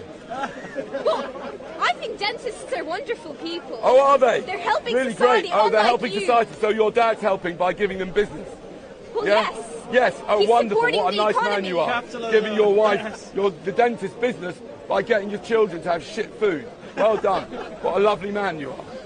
Perfect. You're such a sweetheart. You're a really nice guy. You're so nice for this person. I'm not here to be nice. Everybody here except you should kill themselves. Everybody here should kill themselves. No, I'm not saying anybody should kill themselves. I'm just saying stop passing on your dirty genes. They are useless. Now all you're going to make is another fucking human. What for? Look around here. Do you need any? Look at this. These people are going to reproduce. Look. No, you happen to attract a particular crowd. I'd like you to point to any people here who you think, yeah, I really think that the world would be better off if these people reproduce. Go on. Him? You're joking. Look at him. Rubbish. This one right here. Yeah, you. Why? Okay. Yeah, okay. Why? Why would the world be better off if this man would make some poor woman pregnant? What? Go on, tell me. Tell me. Come on. He looks like a nice guy. He looks like a nice guy. He looks like a nice dude. Oh, come on. Better than you. What? I'm handsome, not like you. You're handsome, not like me. Self-confidence. Yeah, self-confidence, yeah, but he's saying not like me. That's not very nice, is it? Well, like... You're an old guy that talks like a 20-year-old. You can't take it. I'm an old guy that what? Talks like a 20-year-old. Talks like a 20-year-old. Oh, right. That's a compliment, right? Exactly. Mr. Speaker, listen, so exactly. So this is what I'm saying, mate. Why would you want that guy to reproduce? I think he'd be It's bad enough that he's here in the first place. Why would you reproduce? Why? I'll give you £1,000 if you can give me a good reason why you think you should reproduce. What? Of course I've got £1,000.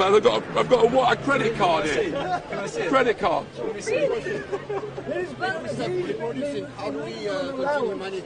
Okay. That's why he grew up like such a spoiled. Are you sure you don't live on the streets? What's that? You look a bit shabby, not gonna lie. I look a bit shabby, right? And therefore what? Is that Nelson Mandela's? See, this is what happens. This is what I don't care. I can take it. It's fine. Because you see, what people say is a reflection on them. That's an ad hominem attack because she can't argue with what I'm saying. So she starts. No, it's not. It's not. No, it's not. I'm saying it's an ad hominem attack. That's an ad hominem attack. That's a logical fallacy. Are you really offended by what a 13-year-old is saying? No, I'm not. I'm saying to you, it's an ad hominem. You're making an ad hominem mistake. It's a logical fallacy. When someone says an argument and you argue about that person's character, you're not dealing with the argument. Right, That's but you've been kind of fallacy. avoiding a lot of questions. What's that? You've been avoiding questions. Which question have I avoided? Whichever ones you can answer. Huh? Whichever, answer. Give me an example. Do you believe in forced sterilisation of the public by the government? No. So you don't really believe what you're saying? Not really forced. It doesn't matter. It doesn't matter what I believe in. It's irrelevant what I believe in. Because I'll tell you why. Because I'm talking to you about your dick and about you controlling it and not I think forcing he's just anybody into jealous he has a existence. small dick. Forget all the world. I can't deal with the world. I know. He convinced me. No, the solution is for you to have a vasectomy, my friend. That's the solution. What? Yeah. They're going to carry on anyway. It's none of your business. They're going to carry on procreating. Yeah, but they're not going to listen to me. That's illogical. That's illogical. He's now bringing up a red herring. Yeah? That's illogical. He's saying, what if everyone? I'm not going to talk to you about that. It's not going to happen. Not everyone is not going to just stop reproducing. I'm talking to you. You need to keep control of that weapon that you've got down there. Let's say we do that. You do, yeah, no, not we. He's gonna do that. He's gonna do that. What happens after? Oh, I'm gonna do that. Don't worry about everyone else. Nothing happens. Nothing. Your children get saved from bringing brought into existence. That's what happens. What happens to humanity? Humanity's going to carry on doing what it does. So they're going to listen to me. I'm going to talk to them. No, they're not going to listen to you. Don't be stupid. Can I ask why do you only focus on the negative of existence as opposed to because I'm a proponent of suffering-based ethics, right? Where, in my opinion, the only thing that is of real value is to prevent and to stop suffering, right? Because that's my experience. In other words, yes, orgasms are nice, but if I had a choice between 10 orgasms or an hour in the dentist chair without any anaesthetic, I'd go for the... Can I ask that? That makes sense. Life has a lot of suffering, but it also... There's a lot of things, if you have a happy life, which a lot of people do, that balances out. No, what I meant to say was, if I was offered an hour at the dentist, yeah, without anaesthetic, and in return I got 10 really good orgasms, I wouldn't take it up as an offer, because there is an inequality between pain and pleasure. Pleasure is a lifetime short. of suffering and then a few moments of pleasure No. giving life. You're not looking at the happiness that can come about through someone's life. Yes. Suffering. Well, it may be, but you have no guarantee. Yes, people can learn to cope with suffering, but many people can't. And there's no reason to bring someone in to this body. This body is such bad technology. It's rubbish. These people who worship God, they're mad. What do you worship God for? The creator of cancer, the creator of heart disease, the creator of Rishi Sunak. We worship For you, fuck's sake. Some people can't cope with suffering, therefore no one should suffer.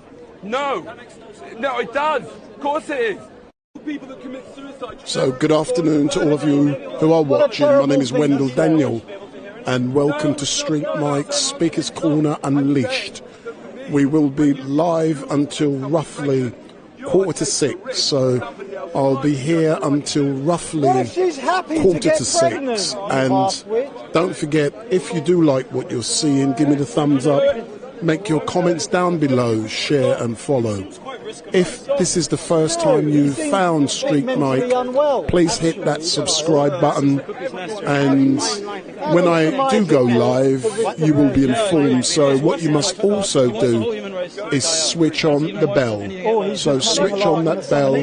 The man who's on his soapbox at the moment, his name is Danny Shine. Danny Shine. Big up. That's a logical fallacy they used to use in school. Bullshit. No, I'm not going to answer that again. I already answered it 5 times. It's irrelevant what if everyone did it. They're not going to. And even if they did, if everyone stopped reproducing, so fucking what? So what? That'll be the end of the human race. Who cares? That's the point. Who cares? That's the point. I don't care. That's the point. Why? Why do you care?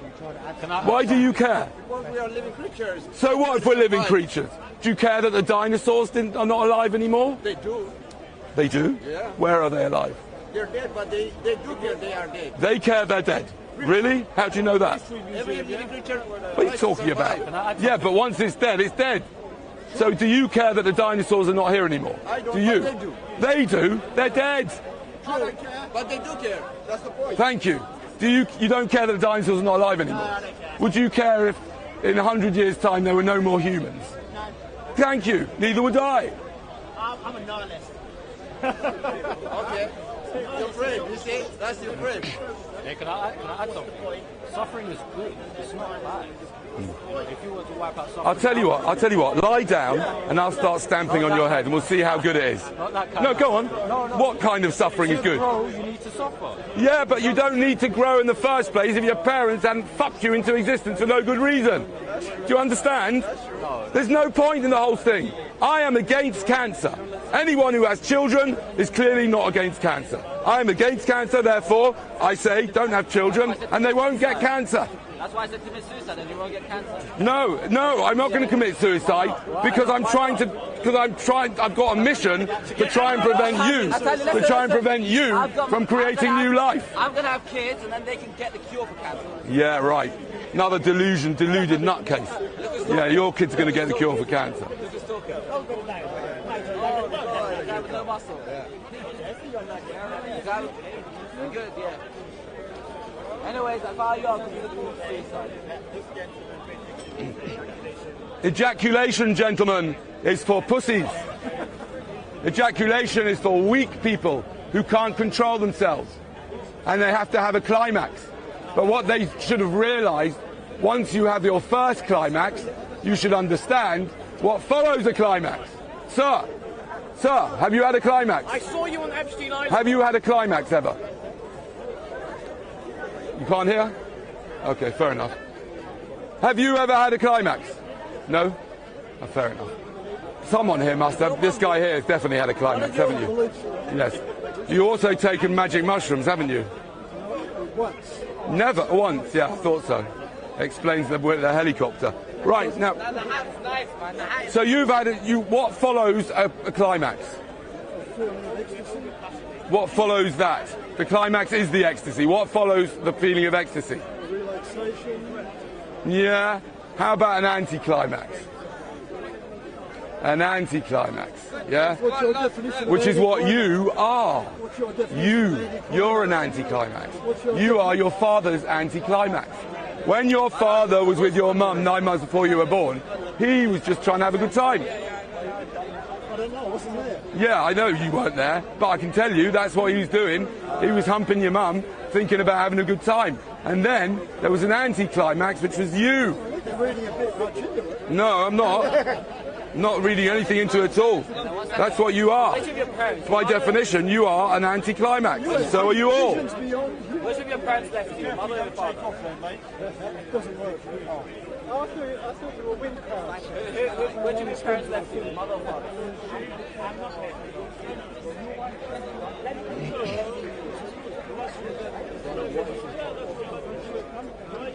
What causes, here's a new one, what causes more harm?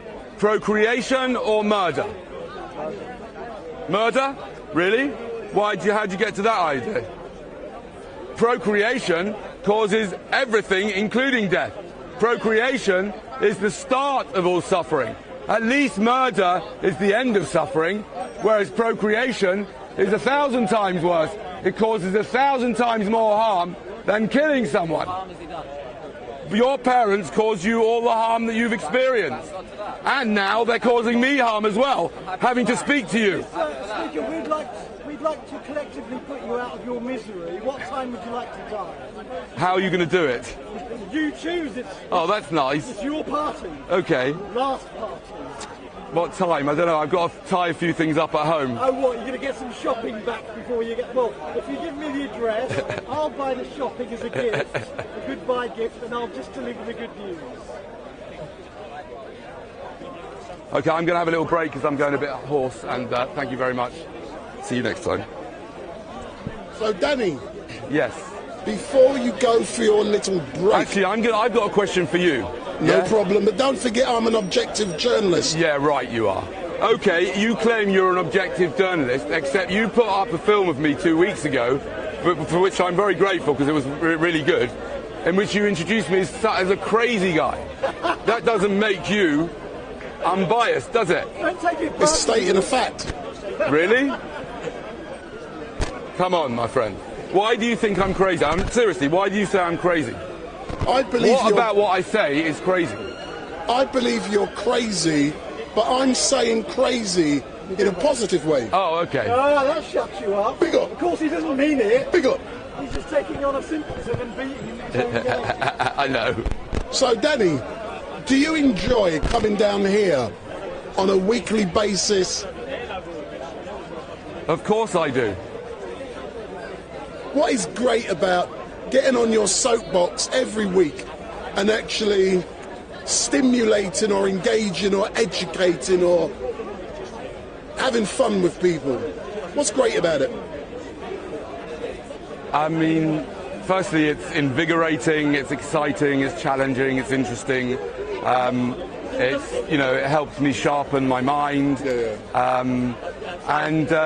It's quite, you know, it's an unusual skill I've been lucky enough to just inherit, or whatever the word is, to be able to share interesting and challenging and thought-provoking and quite strong ideas and counterintuitive ideas with people who've never thought about it like that. And what I do really like about you, Danny, is that just like you and Rational Female, you're doing something different.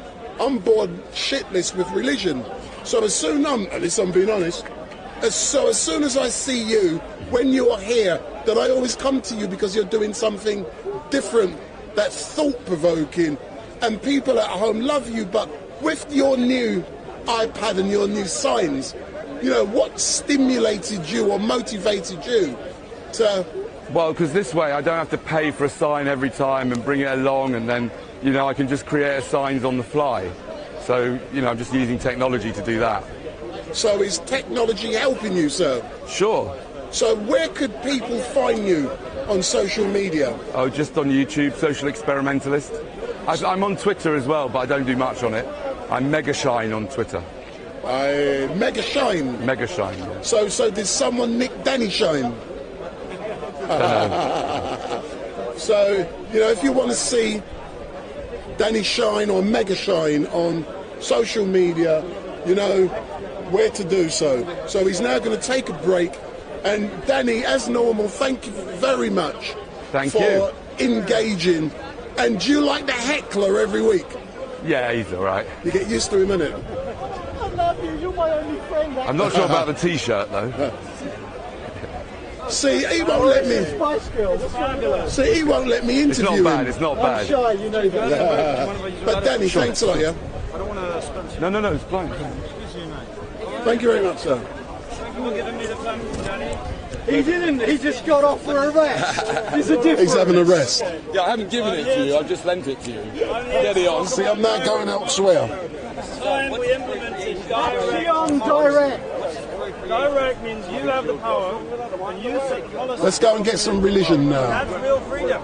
It's not freedom to wait every few years to choose your slave owner. I just like eating ice cream and going to sleep. You can do that if you want. That's part of your private life. I'm talking about the political sphere. We get together in our communities and we make the decisions that affect our life together.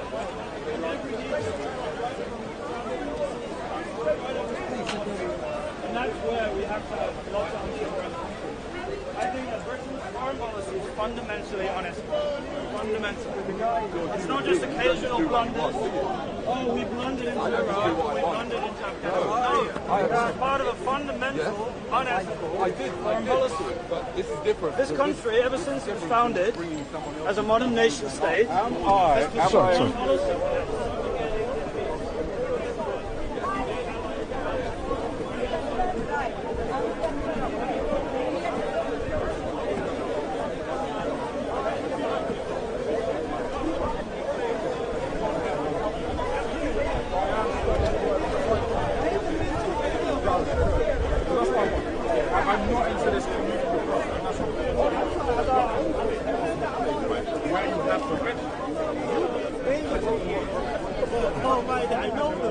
Can I just... Thank you, sir.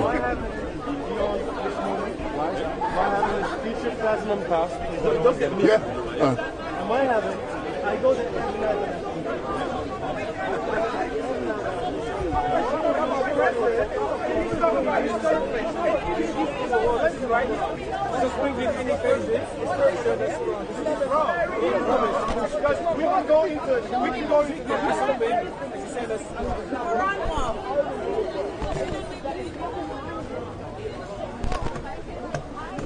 Omar is in the house.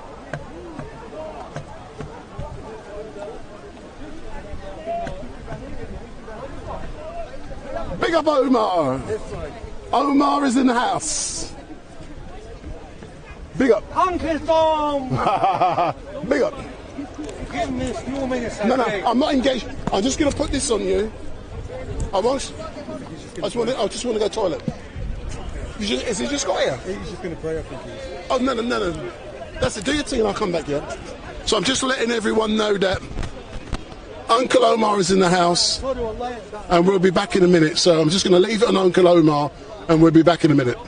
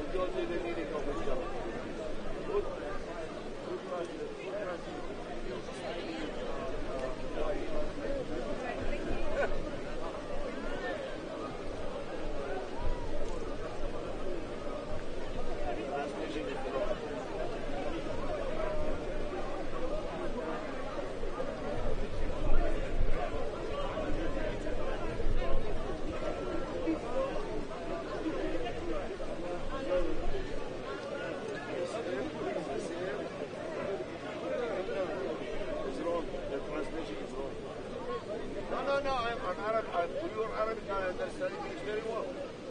This way you read around some word, which you take it and back. A lot of translations, right? And if you go to Ali, you don't need a Quran, read that Quran. Allah.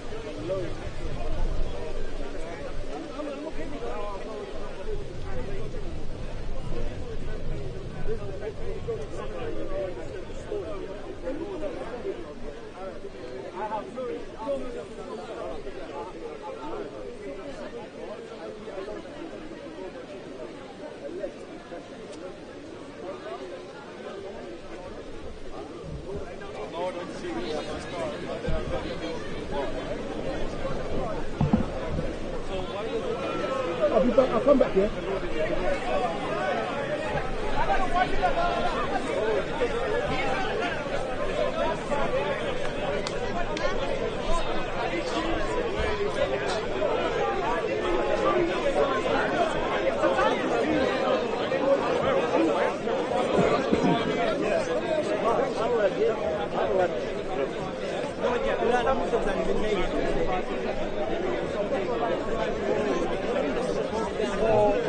Or being stoned or whatever. So, and some people might hate what other people say, but they don't get violent. So that's the culture and democracy, all in one spot. All right, cheers. Have you got something to say? Yeah, I think it's amazing that people get to express their opinions. It's really interesting listening and arguing in a not violent manner. Yeah, I think it's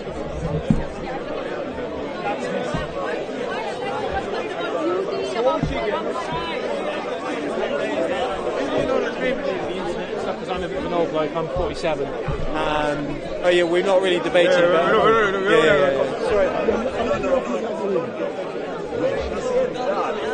Does she believe it or not? What is it? What is it?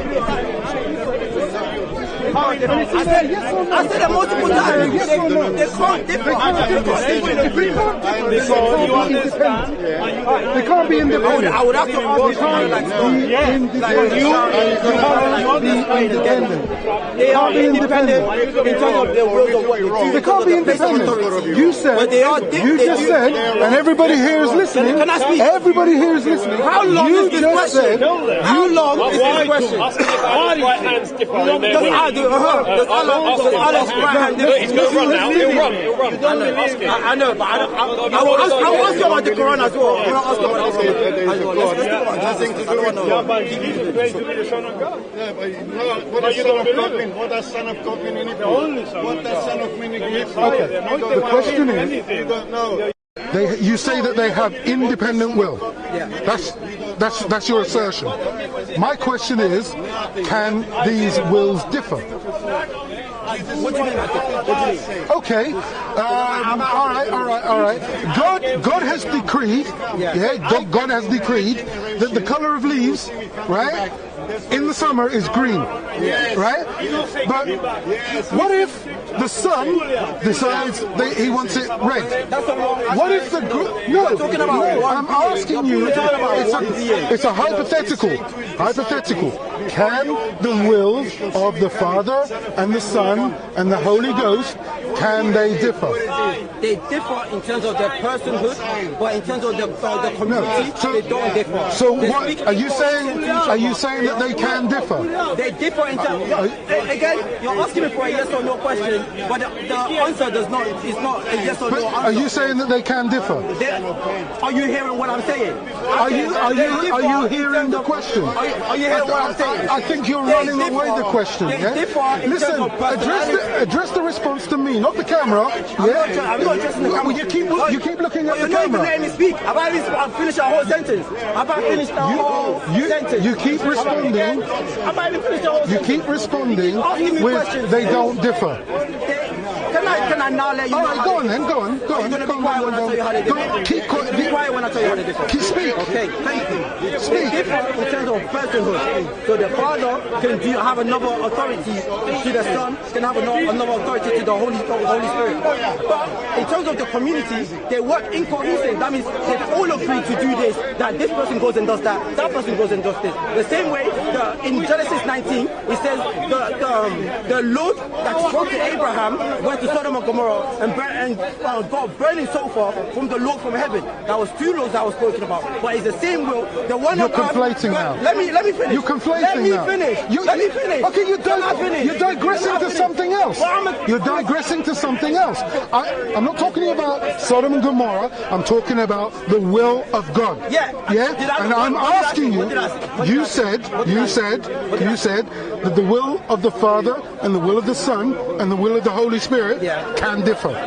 Yeah. Okay. If they can differ, what happens when they disagree? They don't differ. If the Father...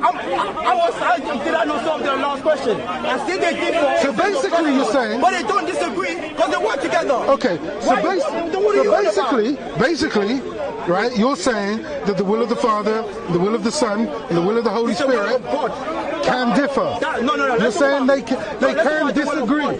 They can be independent. They can differ. You say they can differ. You're saying that they can differ.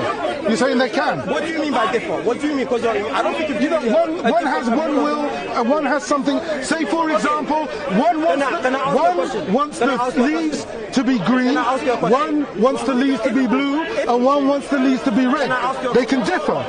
They can differ, right? If a CEO has a role in how he sets his plan, and then a CFO or a manager has a role of how to run it, but then the subordinate has a role of what to accumulate the goods. Are they different? They are different beings. We can say, okay, this is a human explanation, not fully something ascribed to God. But they are different beings, but they are working cohesively together. That means they are working to run a company. That is one of them makes a decision. One of them makes a decision. Then one of them makes a decision. What do you mean? Okay, you're using this analogy of a corporation. Yeah. So the CEO. It's not the CEO understanding of what God is, but you're the one that brought it up, yeah? But the CEO has one idea as to how to run the corporation, yeah? And then his deputy has a slightly different idea. Well, not idea, a different role. Not an idea, a different role. The company is I'm not asking about the role. I'm not asking about the role. You're getting my analogy wrong, though. You're getting my analogy wrong. Then your analogy does not fit. I'm asking about the will. I'm asking. No, I'm not. It doesn't fit. The analogy is to run the company. It doesn't fit. It's like you're trying to say, wear your trousers as a hat. It doesn't fit. I'm asking you about the will. Can the will of the Father and the will of the Son and the will of the Holy Spirit, can it differ? No. You're saying it can't differ? If you want to say the will of God, the will of God does not differ. No, I'm asking about the will of the Father, the will of the Son, and the will of the Holy Spirit. Can they differ? Can they differ? The will of Yahweh. Can they differ? Can they differ? Can they differ? The will of Yahweh does not differ. No, we're talking about the Father, the Son, and the Holy Spirit. He has a different definition. Can they differ? You're the one that believes in the Trinity. No, you are talking about the Trinity. You're the one. Can they differ? What do you mean shut your mouth? Don't talk to him like that. The will of God, the will of Yahweh does not differ from the will of Yahweh. So if I say the will of Yahweh doesn't differ from the will of Yahweh. Because he's what? Is there a Father? There is a Father. Is there a Son? Yes, there is a Son. Is there a Holy Spirit? Do they all have a will? Can their wills differ? But what do you mean by differ? Can one decide to do one thing and one decide to do something else? No. They can't. They can't. Yes, they work to do other things in terms of other roles. But I'm not asking about a different role. I'm not asking about a role. I'm asking about a will. Yeah? A will. Do you understand what a will is? Do you understand? That's not a will. That's a role, like you said. There's a difference between a will and a role. There's a difference between a will and a role. There's a difference between a will and a role. When you speak to these people, it's just Not these people. You've answered it many times. You haven't answered a single thing. I said you haven't answered a single thing. No, you know what? You know what? You know what? You know what? You know what? I want to thank you. I want to thank you. I want. You don't even know what you're talking about. I'm asking you what's the definition. I want to thank you. I want to thank you from the bottom of my heart, because if this is the best that Christianity can offer, and if this is your understanding of Christianity, then all you're going to do is push more people towards Islam and push more people away from Christianity. You're shouting for no reason. I'm not even answering the question. We could have a civil conversation. Okay, let's go back to basics. Answer the question. Does the Father have a will? Yes! He hasn't answered it. He hasn't answered it. You haven't answered it. You have not answered it. You haven't answered it. I've answered it so many times. Answer the question then. A sensible mind will know what I'm answering. You're just pointing endless. You haven't answered the question. If you can I ask you a question? Answer this one first. Okay. Right? Okay. Don't go on with some rubbish about Allah's two right hands. Let's answer this question, yeah? We'll deal with this, and then we can answer any question. Only Jesus. What do you mean only Jesus knows? No, let's talk about Quran. I might not answer the question, whatever, we'll leave it there. Now let's talk about Quran. No. Let's finish this. Finish this, and we'll go on to anything else you want. If you're tired, if you're not going to answer the question that I've asked you, then there is nowhere else we're going to go. Yeah? Nowhere else we're going to go. There's nowhere else we're going to go. Sounded in truth. Is it based in reality? Is Allah based in reality? What a ridiculous question. What a ridiculous question. Is Yahweh based on reality? What reality? What do you mean by Allah is one? What do you mean one? So one what? One what? Because there are beings. God is also one. Anything that you want there. So it's one rock. One rock. You said what? A rock can be what? You're a ridiculous person. See, now you got it. Wow. Okay, bye. So you want to run?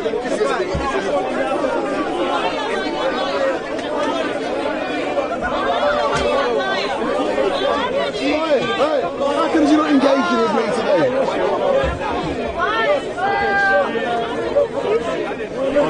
I have a reason I can't really tell. I need to stay a little bit incognito for a little bit. I've been asked why, so that is my life. When are we going out for lunch? Maybe next week, yeah. I mean, today is quite late for lunch. It's 5 already. No, good today. Give me a ring in the week. And we'll meet for... No, I'm being serious. Yeah? Excellent, big up. Yes, sorry. That's why you need to ask me. That's why you need to ask me. The Quran says I should be asked. The Quran says I need to be asked. So I am the people of the Torah. Before you go anywhere else, you need to ask me. That's what the Quran says. You gotta ask the people of the book. Ask the people of the book. I am the people of the book. Why do you need to know me? So you can marry me? So you can make it Christian. Made it Christian. The British people. The British people. How are you here? How are you here? I'm talking about you. I'm talking about you. Let's have a listen to this young lady. This is the first time that I'm going to be engaging with her. That means you're here illegal. The police is here. Can I put this on you, my dear? Yes, you can, madam. And I hope to interview you when you finish. See that man there? He's a rubbish filmmaker. What? Lynching? What's that? You don't know lynching? I don't know what That's what they did to few people. Okay. Penalized them to death. But is that what Muhammad did? That's what Muhammad did. That's what Muhammad did. There's nobody that did as much as Muhammad. That is what Muhammad did. That's what Muhammad did. My name is TK, my love. What you want to do me? Why do you want to know my name? Why do you want to know my name? Why do you want to know my name? You know you're not allowed to wear lipstick. My love, you shouldn't wear lipstick. You're not allowed to wear lipstick. You're not allowed to wear lipstick. Muhammad will rape you. Muhammad will rape you. Muhammad will rape you. Be careful. Muhammad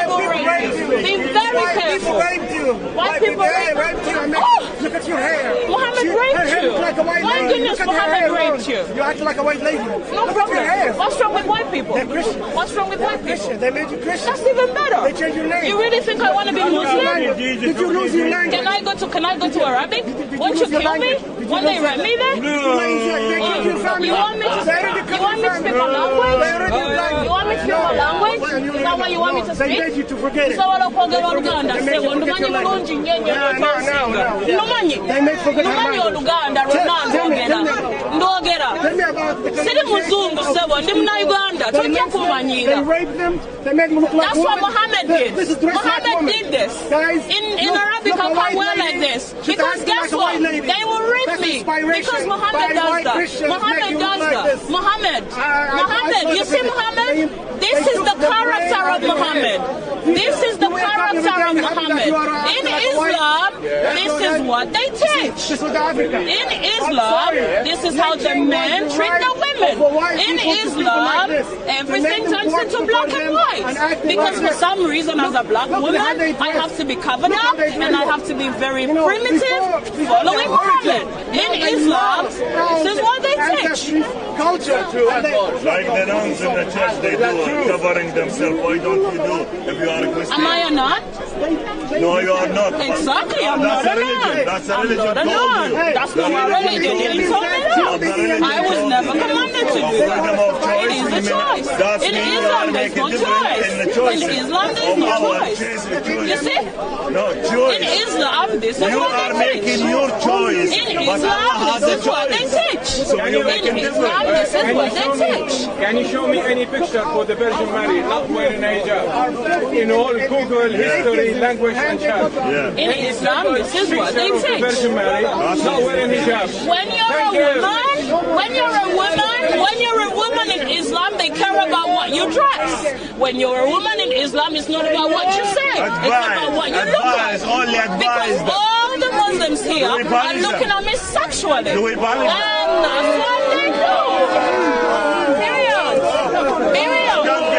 Because what I'm saying is more important. I say what I said. What I said. Because why are you bothered with the way I'm dressed? The way I'm dressed shouldn't bother you. What I'm saying should bother you, not the way I'm dressed. You dropped the cover off your mobile or something. Oh, thank you. You dropped the cover. The hijab. Not that one. No, not that one. You dropped the hijab. Is that on the mic? Yeah, the mic is better than you know, without hijab. Look, we are advising you, not in Islam. In Islam, you see, all about wearing. Because what they think about sex. Every time sex. Jiggy. Every time jiggy. They have no time to think about anything else. That's what you did. That's what Muhammad did. That's what Muhammad did.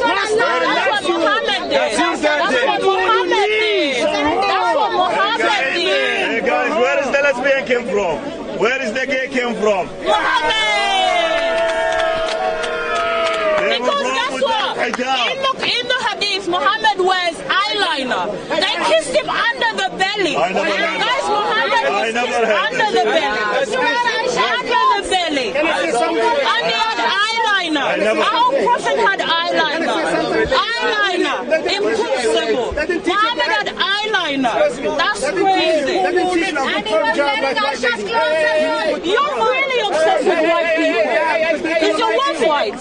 Your wife must be white. Oh no, Muhammad colonized you. Why are you here? But why are you here? Why are you here? Why are you here? Why are you here? Where is the shop? I'm coming to shop. Shop what? You're coming to shop? Oh no! Oh no! Is that what Muhammad did? Hey, from voodoo to paganism. Muhammad took every religion's culture, even the paganism. In the Quran, there's paganism. Because in the Quran, it's all common. She wants to teach us about the religion. And all the religion is a historical from our country. 500 years. Jesus, was a Churchill here, was a Christian man in here. There is no such a thing. Why are you stealing everything? And now you want to steal the religion from us? That is Islam. And that is Islam. Thief, you are a thief. That is Islam. That is Islam. That's the thief way. That's what Muhammad said. Muhammad said you should beat your wife. Muhammad said you should beat. In the Quran it says beat your wife. Beat your wife. Beat your wife. Beat your wife. Beat your wife. I'm guessing you beat your wife. Do you beat your wife? Do you beat your wife? Monkey got check woman. Check your Muslim woman. Check your Muslim woman. Take the hijab out and check. Is that what you did? That's what you did. Oh my goodness, what you did. It's so racist that you think I'm from Nigeria. You're so racist you think I'm from Nigeria. In the Quran and Muslims, you only think black people are from Nigeria. You only think black people are from Nigeria. You're a racist man. You're very racist. Very racist. Yoruba colonized Igbo and I'm not Nigerian, my lord. I'm not Nigerian. Sit in Nigeria, boy. Sit in Nigeria. Stop being obsessed with white people. Too obsessed. Where is Jesus from? Where is Jesus from? She's ashamed. Where is original Jesus from? Where is he from? Is he Italian or is he English or what? Tell me. She's I don't know. He's from my country. So you know better. You know better than my religion. She's ashamed. I don't know. I asked you a question. You couldn't answer. Do you know the Jewish? You don't even know the answer. You know the Jewish? They said. Uzair ibn Allah. Uzair is the son of Allah, and you said as well, Jesus is the son of Allah. Is that why Islam comes 500 years? Which one is right? Which one is right? You or him? Which? Muhammad. So Muhammad is the liar. He came 500 years after Jesus. 500 years after Jesus. 600. 600. My gosh, you didn't get to us. 500 is 600. Your Bible. 600 after Jesus. After Jesus Christ, Muhammad. That's crazy. After all of them. He's the last one. Question. Why African Listen to the racism. Why African Listen to this racism. Listen to racism. Everyone, listen to this racist man. You're so racist. You're so racist. You're so racist. You're very racist. Oh, I know. And I'm very proud. At least she's confessing. That's what Muhammad is. Muhammad is Muhammad. No, Muhammad. No, I'm not Muhammad. I'm not Muhammad. I'm not Muhammad. I'm not Muhammad. I'm not Muhammad. You're a voodoo. I'm not Muhammad. I'm not Muhammad. I'm not Muhammad. You're ashamed of I'm your not religion. Muhammad. I'm not Muhammad. I'm not Muhammad. How many years after Moses Jesus came? I'm not Muhammad. Answer my question. I am not Muhammad. How many years after Moses Jesus? How many? You worship the cow. We're not Muhammad. We are not Muhammad. I'm not Muhammad. I'm not Muhammad. I'm not Muhammad. What she is? I'm not Muhammad. She was laughing Look at the about disrespect. Muhammad came after Jesus. Look at the disrespect. But Jesus came after Moses. Okay.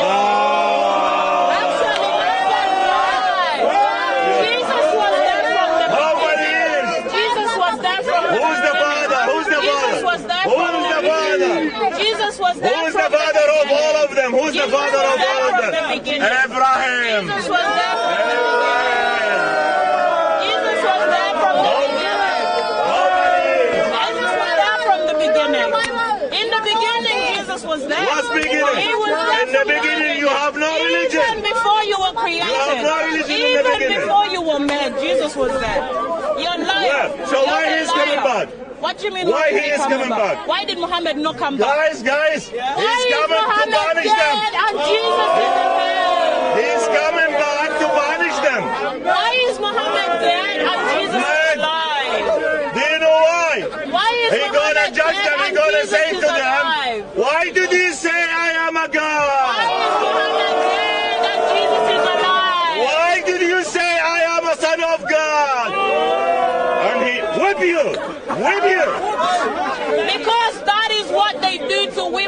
Islam. Yeah, women. Because that is what they do to women in You are a woman, don't worry, you are a woman. That's what they do. You are a woman, don't worry. All you think about is No, never. That's all you think Never. about. That's all you think about. That is all you think about. Because I'm a woman. I have a vagina and boobs, so I have to talk about it. Lady in blue. They're cowards. One woman against so many. One woman against all of this. I feel like a celebrity. One woman against 1, 2, 3, 4, 5, 7, 8, 9, 100. I'm privileged. Thank you for your time. Let me try and see if I Because I'm can. a woman, my love. What do you want to say? I'm going to try and see if I can interview. You follow the Quran? Yeah. The Quran says. Says what? What I say. What? Everything I say. All lie. Yeah? All lie. You understand it? Yeah. I'm Arabic, I can understand the Quran. How can you understand it? Because you don't want to hear. In the Quran. How can you read the Quran? I'm right here. You can't read the Quran. Stop screaming. I'm right here. You can't How read does the that feel? Does that feel good? Does that feel good? And you don't need to scream. Guys. You cannot I don't speak to her.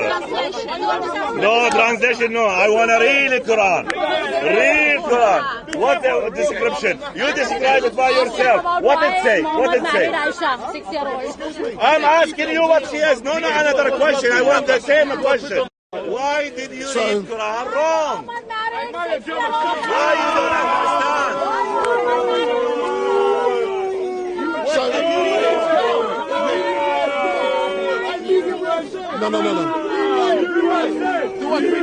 Stay there, I'm going to interview you. So look in the camera. So, hold on, whoa. Hold on.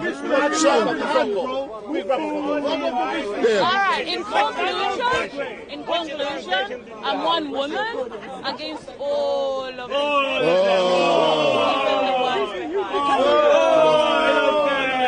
Thank the Lord Jesus that So no, stay there. So if you look in the camera, hey, shut up! So, good afternoon. What is your name? What's your name? My name is TK. Who? TK. So TK. Hold on. So TK. So is this the first time you've been to Speaker's Corner? Probably. Yeah. So have you enjoyed engaging with all of these men today?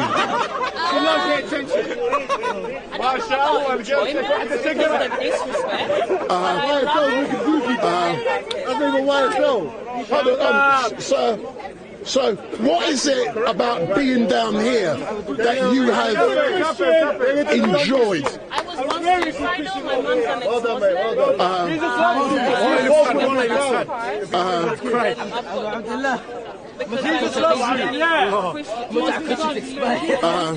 that don't have this knowledge.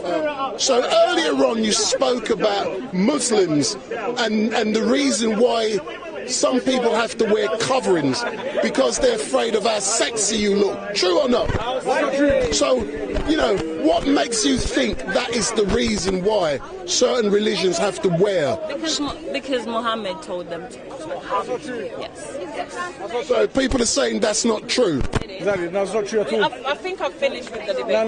No. But so when will we be seeing you back here again at Speaker's Corner? Why not? No. Speak to me. Don't worry about. I'm so scared. They're gonna kill me now. So speak to me. Don't worry about them. Yeah.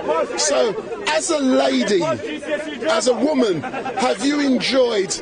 And I will use the term enjoyed, standing up to all of these men who are trying to intimidate you. 100%. I love it. It gets me out. I love it so much.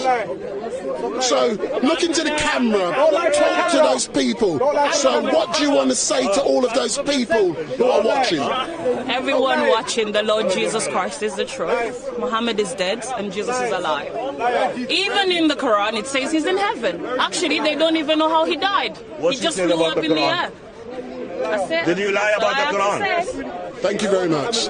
So, sir, if you step forward, don't forget my microphone. So, have you enjoyed engaging with this young lady? I feel sorry about it, that's all I can say. Why do you feel sorry? Because she understands the Quran wrong and she understands the Islam wrong, that's all. All right, then, thanks, sir. This is not the right way to understand the Islam if she are fighting for her religion.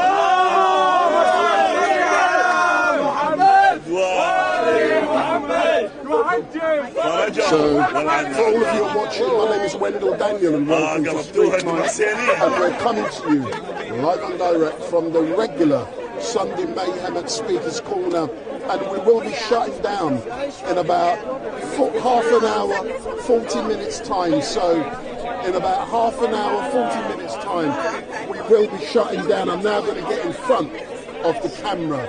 So I still have to engage with Uncle Omar, and I've yet to actually do that yet. And Uncle Omar is just over the road, and most of you already know him, and I will be engaging with him very soon. But I will make a couple of announcements. And before, sir, if you come round, sir, and don't be scared of me. So we're now at Speaker's Corner, looking at the camera. Who's this lovely? Gonna wave at the camera. So wave. Is this the first time you've been to Speaker's Corner? First day, yeah. Yeah. What do you think of what you're seeing down here today? It's interesting, fascinating. What's interesting and fascinated about all of this stuff? Well, that people have come here not only to express themselves, but to observe other people expressing themselves. And there's obviously hundreds of years of tradition of doing it here, but I think the flavor, the tone, and perhaps more importantly, the content is markedly different than perhaps centuries past.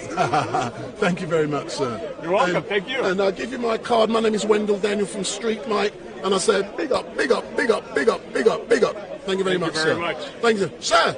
Wait, yo, come. So, I'm going to go into the chat now.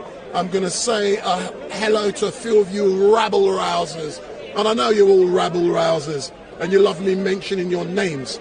So I'm going to say hello to a few of you, and just to let you know that next week I will not be here next Sunday. I will be working for TfL, Transport for London, at the Croydon Carnival. I will be live streaming, but I will not be at Speaker's Corner. I will be at the Croydon Carnival, and I'm just going to say hello to you, but because it's so bright I can hardly see.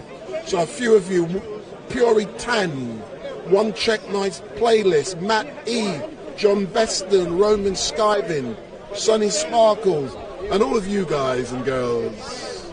It's great to see you. And next Sunday, I'll speak with you in a moment, sir.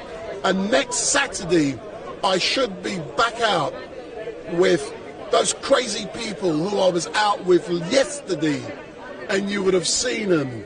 And we were down at I ended up at Trafalgar Square, but we started off at Westminster Square. And I hope you did watch it, because if you didn't, I'm upset. But I got down there and I was out with Just Stop Oil, and it was very interesting. And Just Stop Oil's main legal and safety advisor was arrested by the police, and I interviewed him prior to being arrested. Whilst he was arrested, I captured that, and whilst he was still in his handcuffs and being taken into the meat wagon to be driven off to an unknown police station, he gave StreetMic an interview. So if you want to see that interview, go on to YouTube and see what I did yesterday with Don't Stop Oil.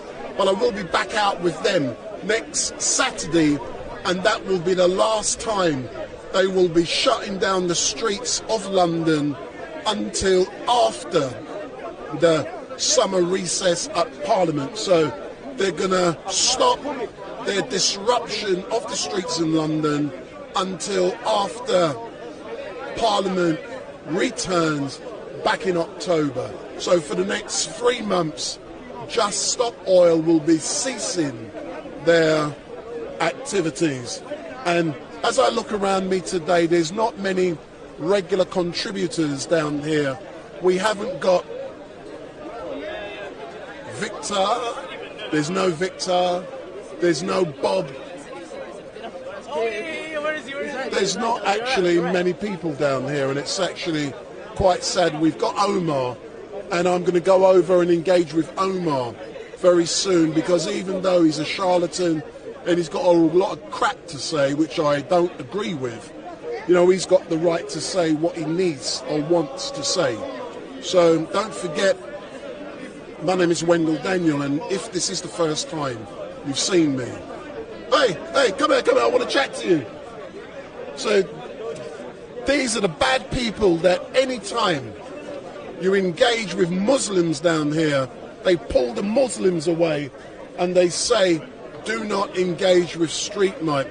See, these are the people, they're bad, not you. So, hey, come here.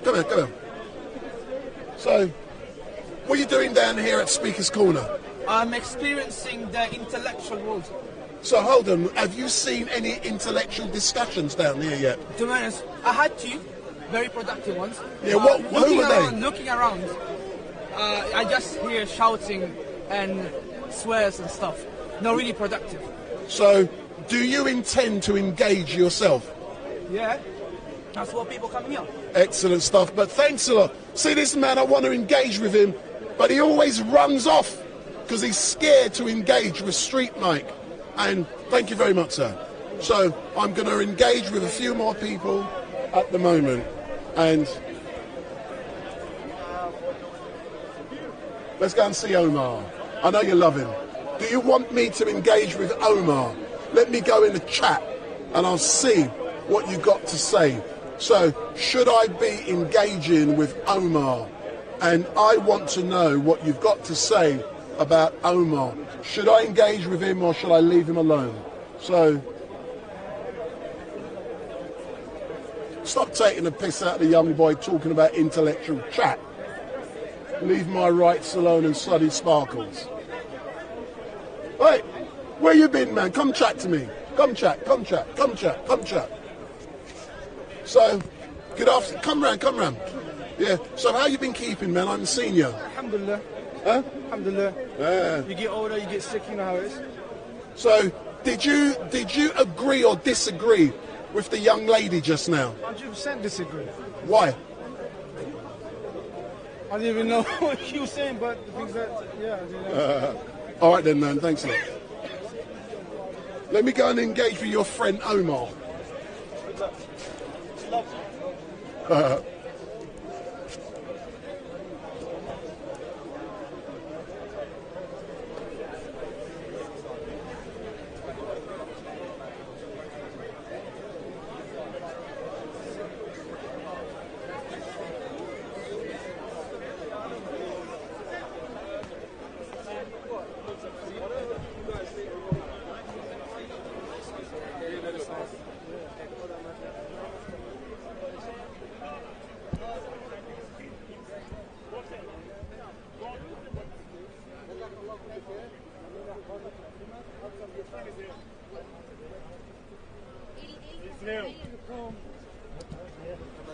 Uncle Tom is here. راح فين So Omar, I'm just here to see what you're up to, mate. So carry on, do your thing, and let's listen. السلام عليكم ورحمة الله وبركاته مسلمين and kuffar. We got one of your little devil. تعال يا مدخلي يا ليوس تعال يا ليوس. We got here one of the bloody very open kuffar, very open, the first munafiq, hypocrite kafir I see in my life. I know you can be hypocrite Muslim, so you hide your kufr, but this guy is hypocrite kafir. Let us entertain him. Mr. Uncle Tom. All right, sir. Can you, I want to argue with you. My God, the blind spaghetti monster is the true God, not yours. Can you compete with that? Where you from? I'm from Los Angeles. American? Yeah. You can't be serious, man. I am. But can the be? true God is the Flying Spaghetti Monster. And? The true God is the FMS, Flying Spaghetti Monster, not Allah. Where is that? Where is that? You don't know him, right? But you almost left. Listen. Brother, please, for Allah's sake. There's a guy there, Algerian. Bastard, his name is Shamsi. He sells drugs. No, you don't have to insult somebody. I insult him. He's mustard. Okay. Custard. He's custard. Okay. He sells very nice drugs. Okay. Go and have some. Why? Because you need it. Why? What is smoking? What is smoking? Why? Why smoking now? Just answer the question. Why smoking? Why? If I waste my time with someone like you, why? If I'm not here to entertain your time. You have a God, right? You said you're selling a God. And I'm selling my God, and I'm telling you mine is the true one. But you are dismissing me like I didn't dismiss you. I don't have time for your kind. You see? That's the problem with religion. This is the problem with religion. Yeah. You see, this man from Los Angeles, American. Yeah. You can't be serious, man. FMS, the Flying Spaghetti Monster is the true God. Our prophet, Bob, went and met him and wrote the Bible. Our prophet is Barack Obama. Bob. Yeah. Okay, thank you. Definitely. Thank you and bye-bye. You're not ready. Thank you, bye-bye. I am not ready to waste time with your kind, man. Uncle Tom, where is your filthy questions? Come on, fire. Fire. I'll tell you what I'll do. So for those of you watching online, please go into the chat and pose questions to Omar. Yes? I'll get the people online to ask questions. So for all of you on the chat, please go into the chat and pose your questions to Uncle Omar. So, Uncle Omar. If you relay any question with insult, I'm going to smack your bum. So, hold on. Let me just check. Agree or not agree? Yeah, let's agree. Ask your viewers. Hold on. No. If someone insults me in a question, you shouldn't mention it. You shouldn't mention. If you mention, I'm going to kick your bum. Agree? Let me put another microphone on, yeah? Put 6 microphones in, man. Maybe it's so big. This one? This one? No. Which one? This one? This one? You understand? You're supposed to know all the gods before you decide. Uncle Tom, a deceived man, liar. He said, I am not Christian.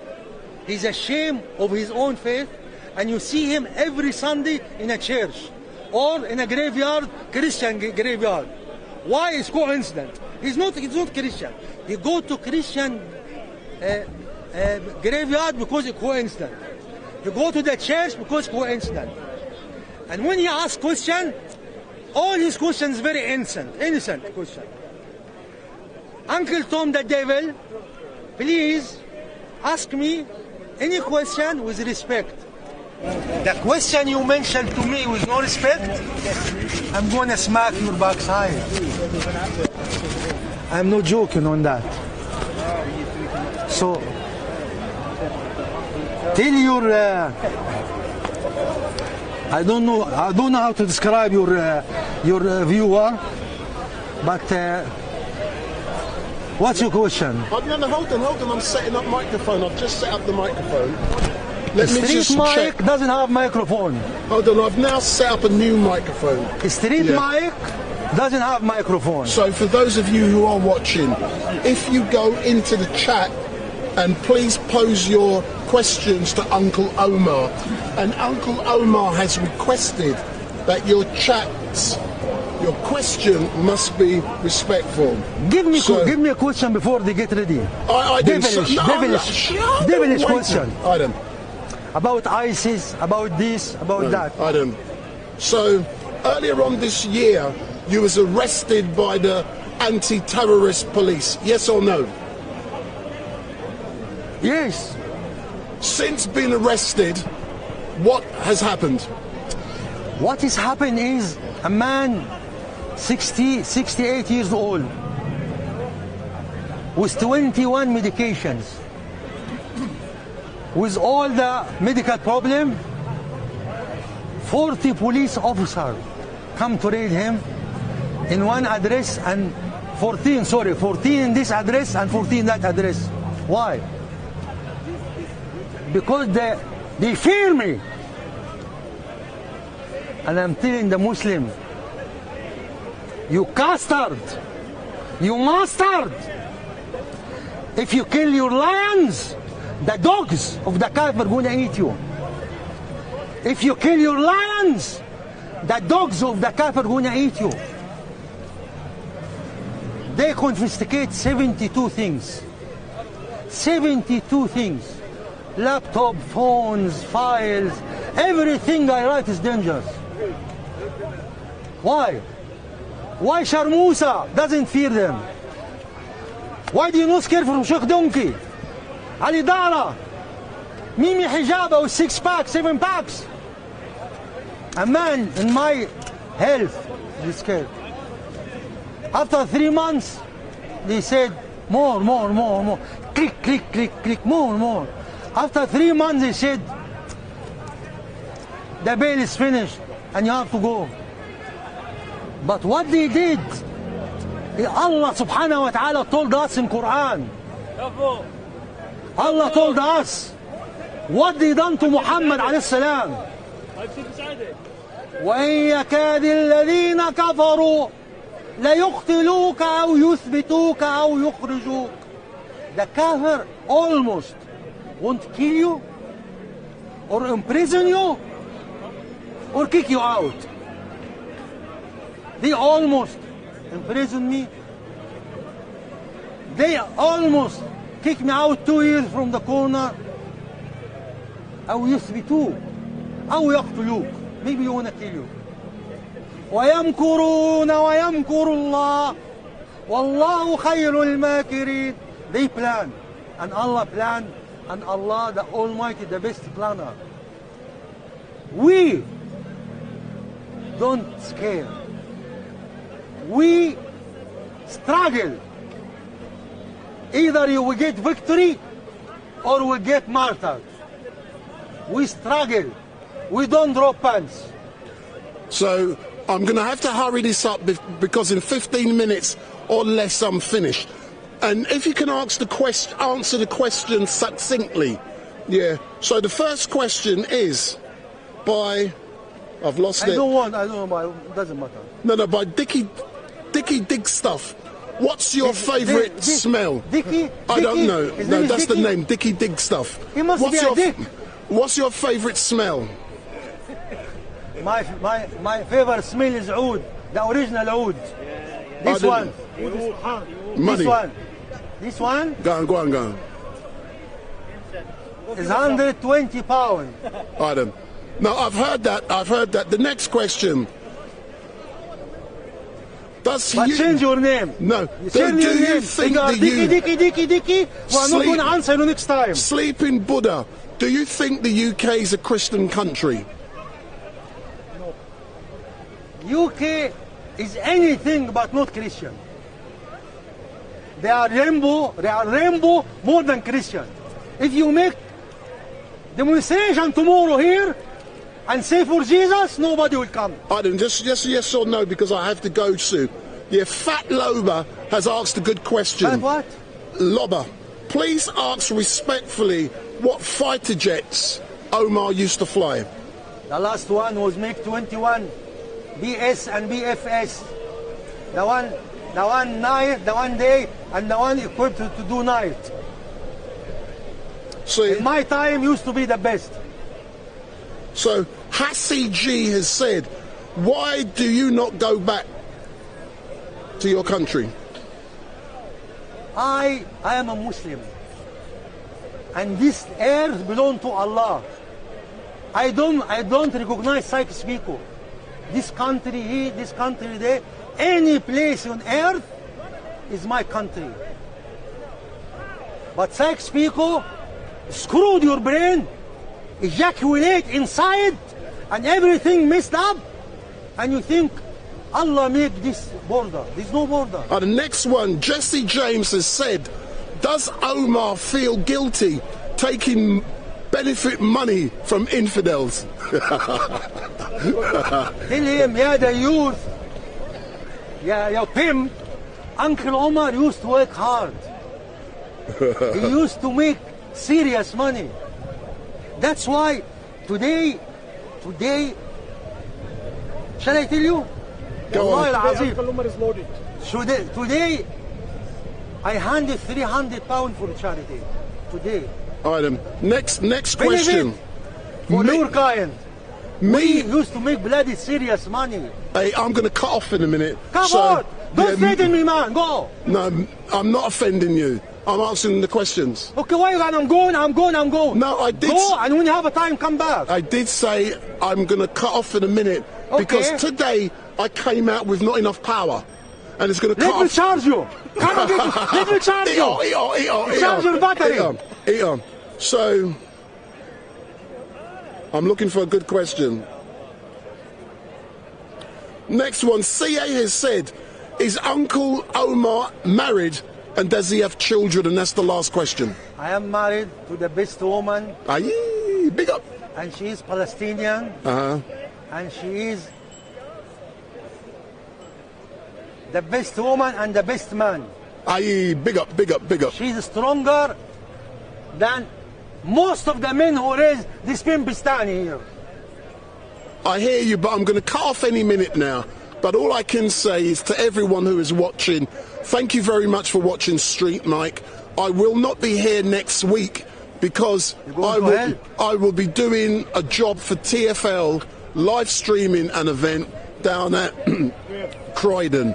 But I will be back the week after, so in 2 weeks' time I'll be back. And on Saturday I will be back out with Don't Stop Oil or Can't Stop Oil, whatever they're called. So all I can say to all of you who are watching, thank you very much for watching StreetMic, and I'm going to leave the final word with Omar before we cut out. Uncle Tom, please, next time, try to get rid of being hypocrite kafir.